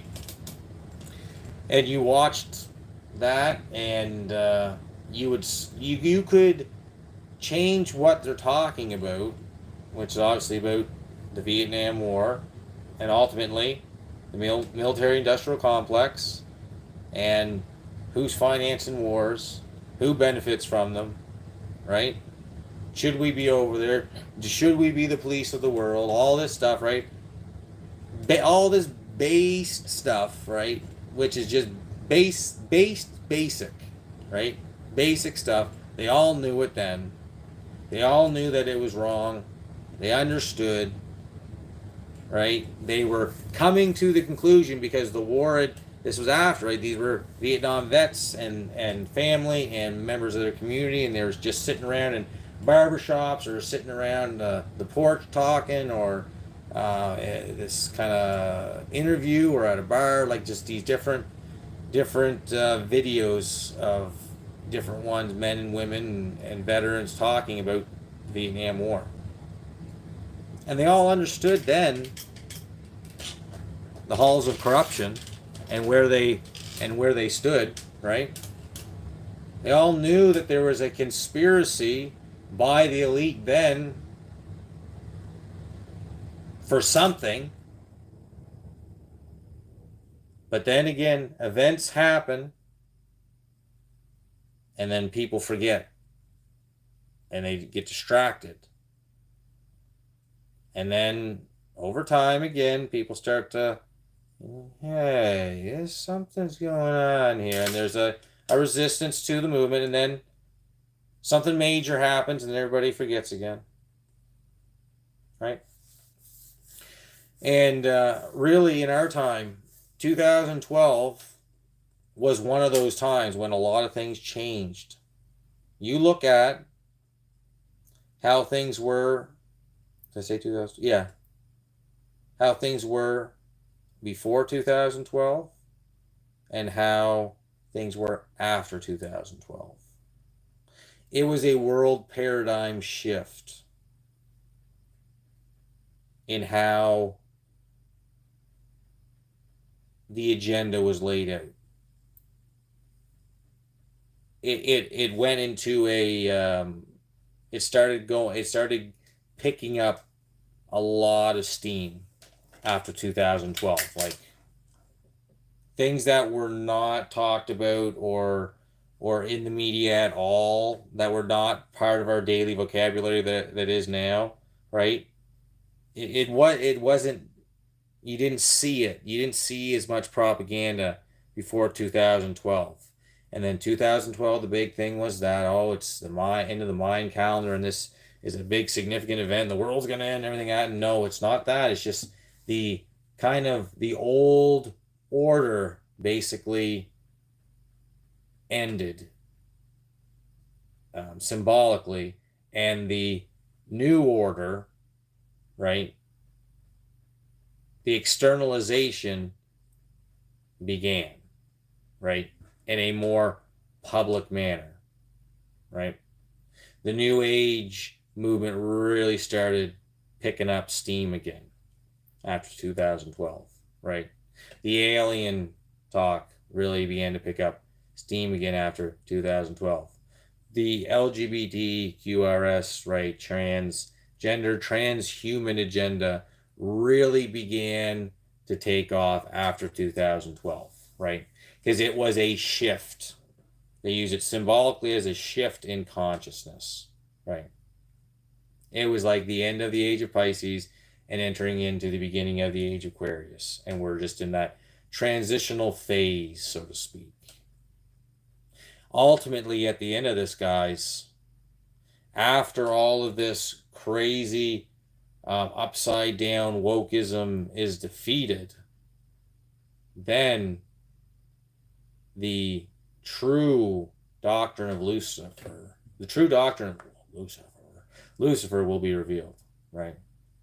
Because everybody will be disillusioned at the end from all the major belief systems. Because people are going to have to come together on a consensus at the end of it. They will, because of the turmoil that will take place preceding it. Okay? After the events that are going to take place here in the near future, there is going to be a rapid shift in how people want to move ahead into the future. Because people are never going to want the situation that has just happened. Because World War II, that was called the war to end all wars. But it wasn't, right? And we're still in a continuation, right? Just like World War II was a continuation of World War I, right? And all the wars before that, you can say, were all basically successive little proxy wars in different countries, right? When it came to building all the houses of Europe and all those nations there, to the monarchs, eventually to what? The world to be ruled by monarchs, and religion, and then the Illuminati plan to destroy all monarchs, destroy all religion, right? Destroy all governments. It's kind of ends up being, right, because if the churches don't do what they're supposed to do and stand up, well, then they're going to die, right? If religion, right, doesn't do what it's supposed to do, well, then it needs to be cast away. Well, if it's a form of bondage over man, then it has to be done away with. Government, well, that's a bondage over man's liberty and freedom, so that has to be done away, right? Government, nations, right? Nation states have to be done away with, right? All the houses of current symbolic authority have to be done away with to be replaced, right? And it just so happens that the movement to resist the evil satanic elites of this world, right, are all end up calling, well, our government has to be brought down, right? The major religions of the world are corrupted, right? The resistance to the New World Order plan is going to actually carry out the New World Order plan. Isn't that crazy? That's even more wild, right? That's even more wild. And then, again, because at the end of that, if we go through these hard times and then come out on the other side, right? Then they are going to say, okay, we can never allow this to happen again. We have to bring in a world government with a world digital system where we have to have compliance and basically we have to know where people stand. We have to know where they stand at all times.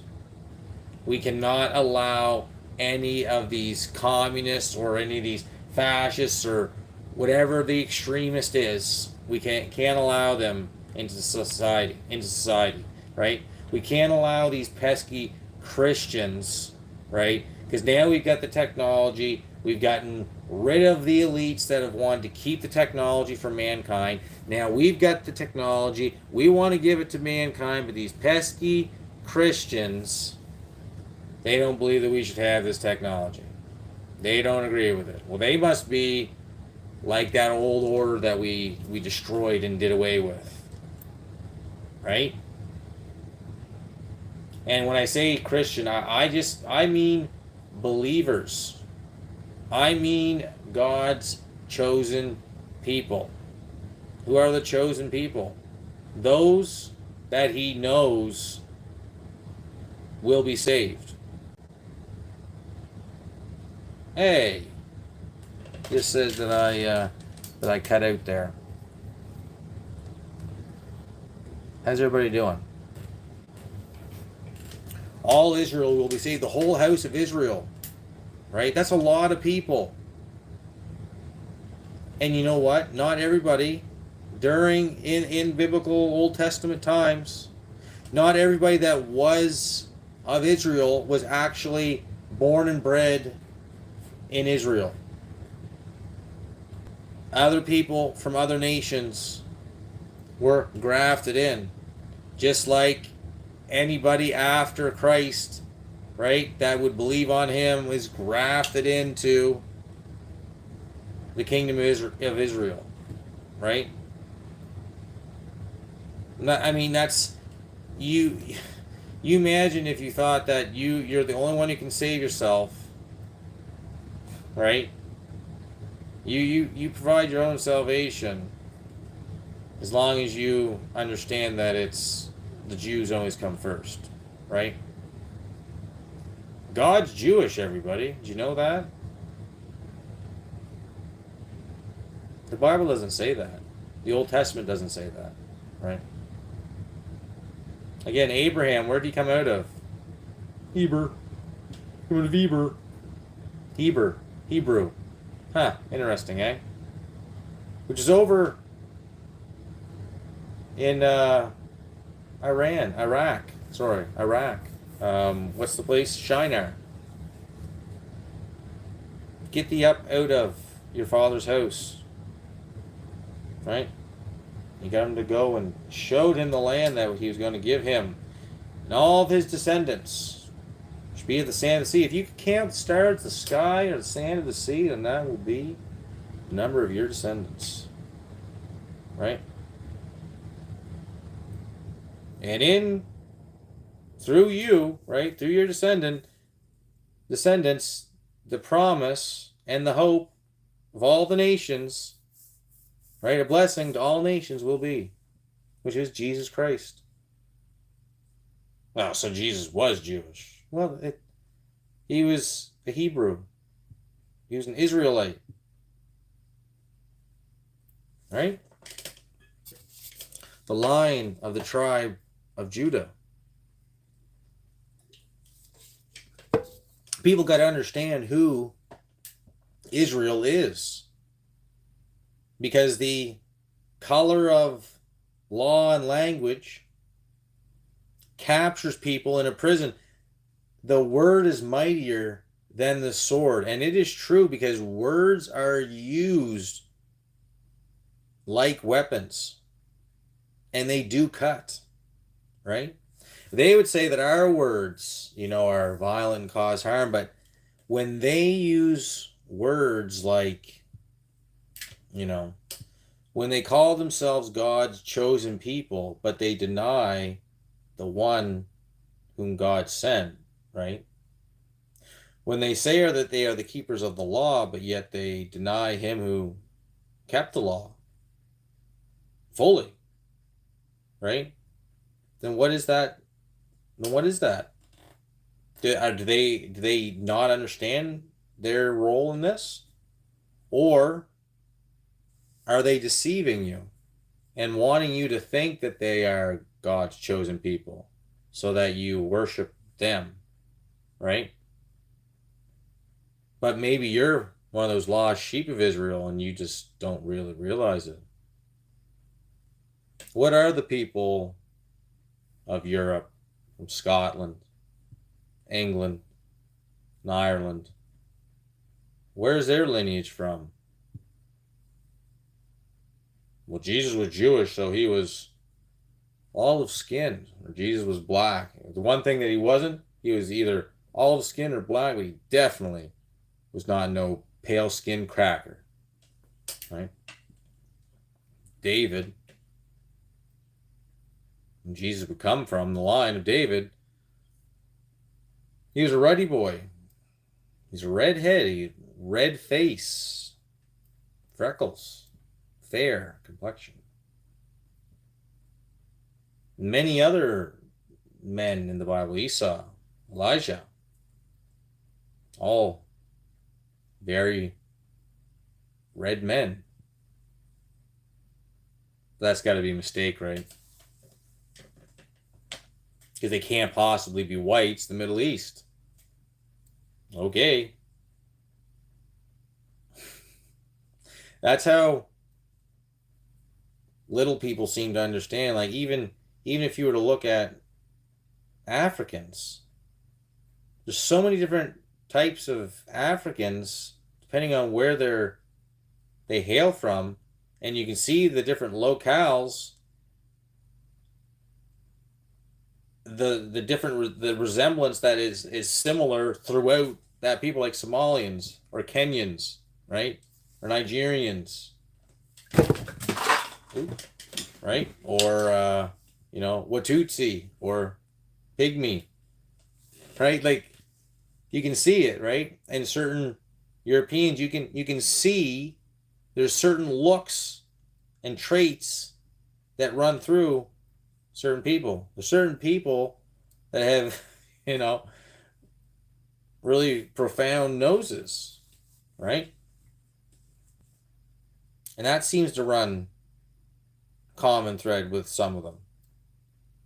But then some of them are really dark complected. Like, they're really tan, and they could look like just like anybody from in the Middle East, like anybody from any country in the Middle East. You could just kind of switch them out, and they could say that they're Jewish or Palestinian or whatever, right? People don't really know where they come from, but at the same time, we're told to avoid foolish genealogies. Because ultimately, it's not about if you're a white person of European descent and quite possibly a direct descendant from the house of Zerah or Phares, right? That's a possibility. But what does it matter? You know who knows for sure? God knows. Right? God knows who's actually is one of the lost sheep of Israel. God knows. Right? Because again, after the 10 tribes of the north were displaced and removed and repopulated and bred out, right? Well, there's that bloodline spread all throughout the world with other peoples. That doesn't make them special, right? Just means that when they hear the truth, right, that's why the gospel ends up clicking to them. That's why it ends up making sense, right? God knows who are his, right? It's not going to be a surprise to God who he brings into the kingdom and who he doesn't, right? It might be a surprise to us. To say it might be a big surprise to some people, right? But it's no surprise to God. He knows. He knows. And everything is done for God's glory, whether it is to the lifting up or the bringing down, right? Is to God's glory. So,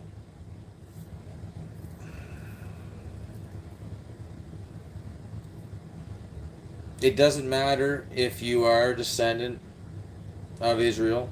It doesn't matter if you currently call yourself a Jew.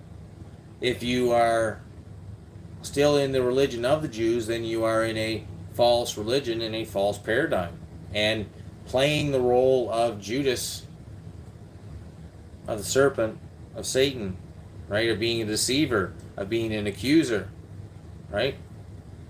But then if you are a black person, say, well, no, I'm part of the true 12 lost tribes of Israel because we got taken from our homeland and taken into spiritual Egypt, right, and put into bondage. So we're the chosen ones, and God made man, and we got melanin, and you know, and we're special, right? And the white man are devils, right? And then you can go to, you know, a white kind of group which really you don't see anymore, but where they would believe the exact opposite, right? We're the special people, and the black people, well, they're the demons. That's why they're black. They have black skin. And eventually, though, the Mormons, they believe eventually they can, you know, with enough good works, and they can turn white. But then you got you know, the whole thing, like British Israelism, right? This whole country, if you go to all the little towns and everything like that, they're all the streets and roads and stuff like that, they all have, you know, New Zion Road, Gibeon Mountain, right? Goshen. There's all these places that are directly from the Bible. Why is that? Why is there all this significance and relation to the Bible? What is our actual heritage? And why are there certain people that want to keep you from understanding this, right? And again, it's not that important, so you can say, I'm white, so therefore I'm God's chosen people, right? Or I'm Jewish, so I'm God's chosen people. I'm black, so I'm God's chosen people. Oh, I'm Chinese, I'm God's chosen people, right? Doesn't matter. Doesn't matter where you're from. If you call on the name of the Lord and the name of his Son, then you are in the family of God, right? But if you deny the Son of God, whom God sent, right, then you are denying God. And that's so simple that people are not understanding. Not people in this chat. People in this chat, I think some of you are understanding it, and hopefully others are coming to an understanding of it. The world doesn't want you to even know that there is a God. They want you to think of God as being irrelevant. Why? Is because they think that God's irrelevant? Some of them, yes, you know, because they're just fools that don't believe in God. They said there's no God, and they became fools. Professing to be wise, they became fools.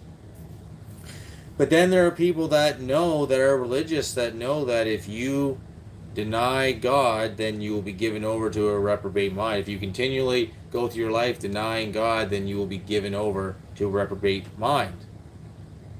Those are sowers of discord. Those are people that are sons of Belial that are trying to destroy other people, right? And usually people that are that deceptive and that evil, then you oftentimes you don't know what they're doing and you can't often prove it unless they're caught directly in the act of things, because they spend all their time in deception and plotting on their bedstead, where you spend all your time trying to live a normal, good, healthy life, right? So the deception is coming upon the entire world, and they want you to line up on one side of it or the other, right? If you wind up on the destroyers of civilization, the nihilist side, the atheist side, right, the LGBTQRS plus side, then you're going to be destroyed. You are the brown shirts, ultimately, I guess, so to speak, symbolically. You are the sacrificial goat for the New World Order to kind of start things off and bring it about. Because it's after that the prosperity, after the hardship happens and the prosperity happens, then man's gonna want access to that technology. And it's kind of like, well, we do have the technology, so I mean, I guess we should use it, right? I guess they wanted to merge with machines and and go and fly through the galaxy, right? Well, maybe we'll just maybe we'll do it, but we'll do it for the right reasons, right? For humanity, right? For humanity.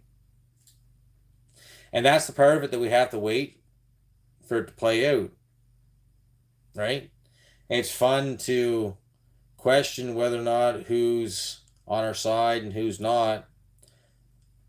Truthfully, anybody can lie, right? Anybody can lie. You have to choose whether or not you want to believe that everybody's a liar, right? And how much you want to trust people, who you want to trust, right?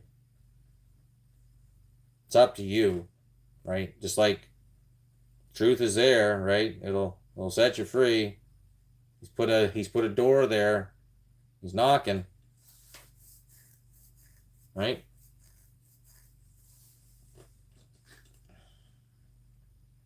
He set an open door before you, a way to escape the wrath to come, because it's coming, because he said it's coming. And the world wants to deny that, and the world wants to say that, no, Jesus was about peace and God is love, and he would never do that. He would never, judge the world, right? Why would God want to put an end to all this wicked and corruption, right? Well, of course he does. Of course he wants that. But if he does it without his process that which he's committed to, well, then there'll be no flesh saved alive. And that's what you have to understand about it, right? The only reason why God hasn't destroyed the world yet is because he knows there are still souls to be saved, that there's still people that are going to wake up to the truth, right? As opposed to a lot of people that are going to be waking up to a deception, right? Because if they're showing you, they're showing you shit over here, then the ice cream over here is going to look real good, right? Even though the conservatives didn't do anything when they could have, and that they're going to use this entire situation to completely sweep the liberals and the NDP and everybody, like, it's going to be crazy when election times come around, because they'll probably call one sooner than later. It seems like we're always in some sort of an election in this country, but nothing ever. It's all strange the way it works. We don't actually even vote for our leader, for fake sakes. But regardless, they're sitting there and they're getting ready to cash in on the opportunity of a lifetime. And so then we have to decide, we ultimately have to say, like, well, it's not Trudeau, right? But then again, they go and do the same thing that Trudeau is ultimately doing. They don't stop the mass of immigration, right? They end up putting money towards other people and other things rather than reinvesting it back into current citizens, right? People that are already suffering from mental illness problems that are on the streets. I don't know if you've seen any of the videos from some of our cities, but it looks like third world, worse than the third world. I mean, some of the videos I've seen from down Vancouver, it looks like some of the videos of cities that you see in the United States.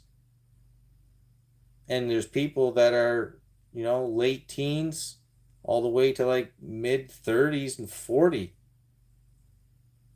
And they're just whacked. They're just walking dead. Like, they're not the homeless of yesteryear or the hobos of yesteryear that traveled around and, worked odd jobs and stuff like that to get their food and continue on their journey, right? They're not like the homeless that are, that really fell on hard times and through some bad situations and, wound up not having any place to go and nobody around that could help them, right? Those things happen. You do have the poor, but the amount of poor and poverty level mentally ill drug addicts that have increased over the last couple years, it's mind-boggling, guys. I mean, get out of the city if you're in the city, if you can. And if you can't afford it yourself, then try to find some people that will help get you out of there, will put you up somewheres, or that you can go together on and buy a piece of property and, something. Get out of the cities. Get out of the cities. 1:20. I gotta be going to bed. 2 hours and 12 minutes. I don't think we covered half the stuff I want to cover, but I gotta be back soon enough and cover some of this stuff because it's hot on my brain. Lots of stuff to talk about. I don't know why I've been gone for so long, guys. Regardless, back now. It's time to talk. It's time to get these things across. We gotta continue to wake people up in the non-woke sense, in the non collective consciousness sense, but truly wake people up, not to a fake dream reality, but to the real reality of what we live and what the future is, right? As long, whether it's publicity, whether it's good publicity or bad publicity, it's still publicity. So whether they deceive you with part of a lie or a big lie, or they get you going one way or the other, their plan is working, right? As long as you are taking a side, you are doing them a favor. Then Peter said, silver and gold have I none, but as I have, give I thee. In the name of Jesus Christ of Nazareth, rise up and walk. Indeed. And he performed those miracles, and he did these things in front of people, and yet still they crucified him. Still they didn't understand who he was, what his purpose was. Right? So if he spoke clearly to them, it wouldn't have mattered, because they didn't even get it when he did the miracles. And that's why when we keep saying this stuff over and over again, because when the Antichrist comes and he does miracles in the sight of men, or the false prophet does miracles in the sight of men, then those people that said, I'm just waiting for a sign, well, then they're going to be the ones that fall for this superstition, that fall for these lying signs and wonders, and accept the Antichrist. Right? That's how it is. Don't get caught up on the fact that, people will call me a Christian. He's a Christian, right? And then we'll have a conversation and stuff, right? And we'll talk about different things, and they won't say nay to any of the things I said. They'll agree with the things I say, but then instead of calling me brother, they'll say he's a Christian, right? Well, I'd just rather call you brother, right? I mean, if you believe the same thing that I believe, then you are my brother in Christ, right? It's true. There's nothing special about me. I'm saved the same way that you're saved, right? We're all saved the same way, right? It's a free gift, and it's whether or not you accept it. No, nothing good is for free. Well, this is, right? It's the exception to the rule, literally, right? But it's time to go to bed, guys. I want to get into.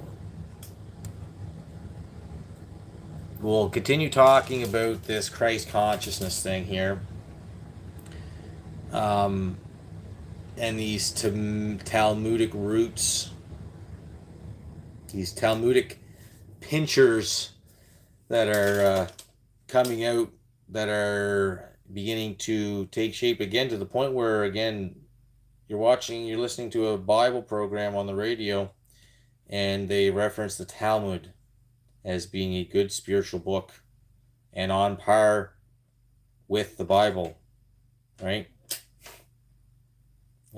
Again, those who say they are Jews and are not are the synagogue of Satan. If you believed Moses, then you would believe me, but you don't believe in me, so therefore you didn't believe in Moses, right?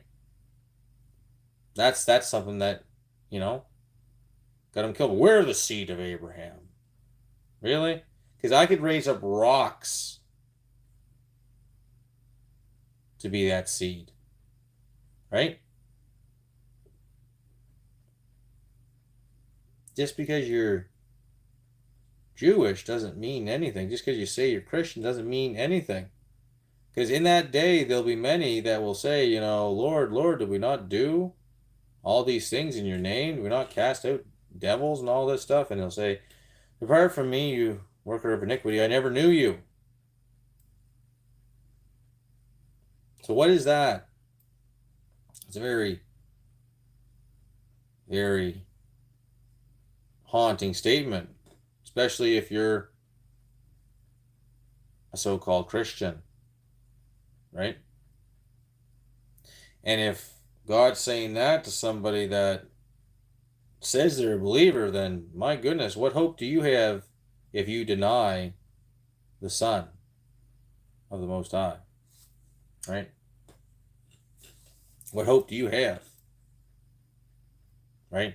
We're all going into a similar future here. So why not be on the right side of it? I don't mean the left, or I don't mean the right. And I don't mean in the centrist movement that they're going to come out with, because that's ultimately probably what's going to take place at the end of it, right? Pendulum swing here. There will be that the thing that they've been fearing about and warning everybody about a far right fascist, takeover. It's probably going to be what ends up happening, because again, everything has an equal and opposite reaction. Work out your salvation with fear and trembling. Exactly. Fear and trembling, right? What are you fearing and trembling for? Don't worry. I preemptively gave you a way out. Don't worry about it. But just keep that in your memory, okay? Remember what I did for you, okay? So that you don't deny me in front of men. That can maybe throw you in a jail or maybe kill the body, but they cannot kill the soul, and they cannot cast you into hell. So remember in front of men that I come into your remembrance, and don't deny me. Right? Thanks a lot for coming out, guys, tonight. I think we've hit the point. I want to get into talking about giants. I really do. I want to get into talk about giants and more about this, talking about bloodlines and stuff. I don't think genealogies are important because the kingdom of heaven, right? The saints that come out of tribulation that are given white robes, they are of every nation, right? Of every tongue. They're from all over, right? So I don't need the kingdom of heaven to be all people that look exactly like me. But there's one thing that kingdom of heaven will be filled with. It'll all be people that all believe the same thing and live their life in a similar fashion because of that belief, right? Your works will go before you, right? Based on what you believe, right? Most people will do the thing that they believe. And if they're not doing the thing that they believe, well, then it begins to eat them up inside. And then they have to make a decision, right? But again, what causes that to even come into remembrance in the first place? Well, that's the first work, right? The first work, which is the finished work. Okay? But I want to talk about giants. Giants are all throughout the Bible. And the misconception of the giants and, just different things that always end up leading you back into Kabbalah and Talmudic Jewish fables, right? There's 2 Enochs, everybody. 2 Enochs. 2. One was a builder of a city, and one walked with God and then was not because God took him, right? But there's a book of Enoch, right? It's supposedly of the one that God took. I don't know how he could have wrote a book if God took him, but hey, it's what they say, right? There's also happens to be magic that's like the oldest magic in the world, and that's the Enochian magic. It's really the ancient stuff. Interesting. Secrets of the universe stuff. But anyways, we'll talk about that more. Hope everybody has a good night. Let's go down through the list here and see who is contributing to the chat tonight. We got Gary Galuska. Have a good night, sir. In Darkness. Always good to see you, brother. Sin City Captive. Good to see you, bud. Miss Massless. I always love when you pop on by. Yeah, and you always come in at these little times when I say something and you'll come in with a quick little did I just hear what I think you said? Kind of thing. Which I like. I love your accent too. Mary rejoice in Jesus. Mary rejoice in Jesus. I hope you are feeling better, my dear. Hope you are on the good side of the mend now. Wilford Witzke, thanks for coming out, brother. It's been a while since I've seen you. Well, I guess I've never seen you, but it's been a while since I've seen you in the YouTube realm. And who else do we got here? We had Bub's Cat was here and gone. Thanks for coming out, buddy. And with that, guys, we'll call it an evening, right? You are Alex Jones. I am Alex Jones, right? It's not who we're striving to be like, but that's who they want to paint you as in this paradigm, right? So, are you that? Are you what they say you are? No, you're not. Is he what they say he is? No, not. Right? Are you that thing that they call you?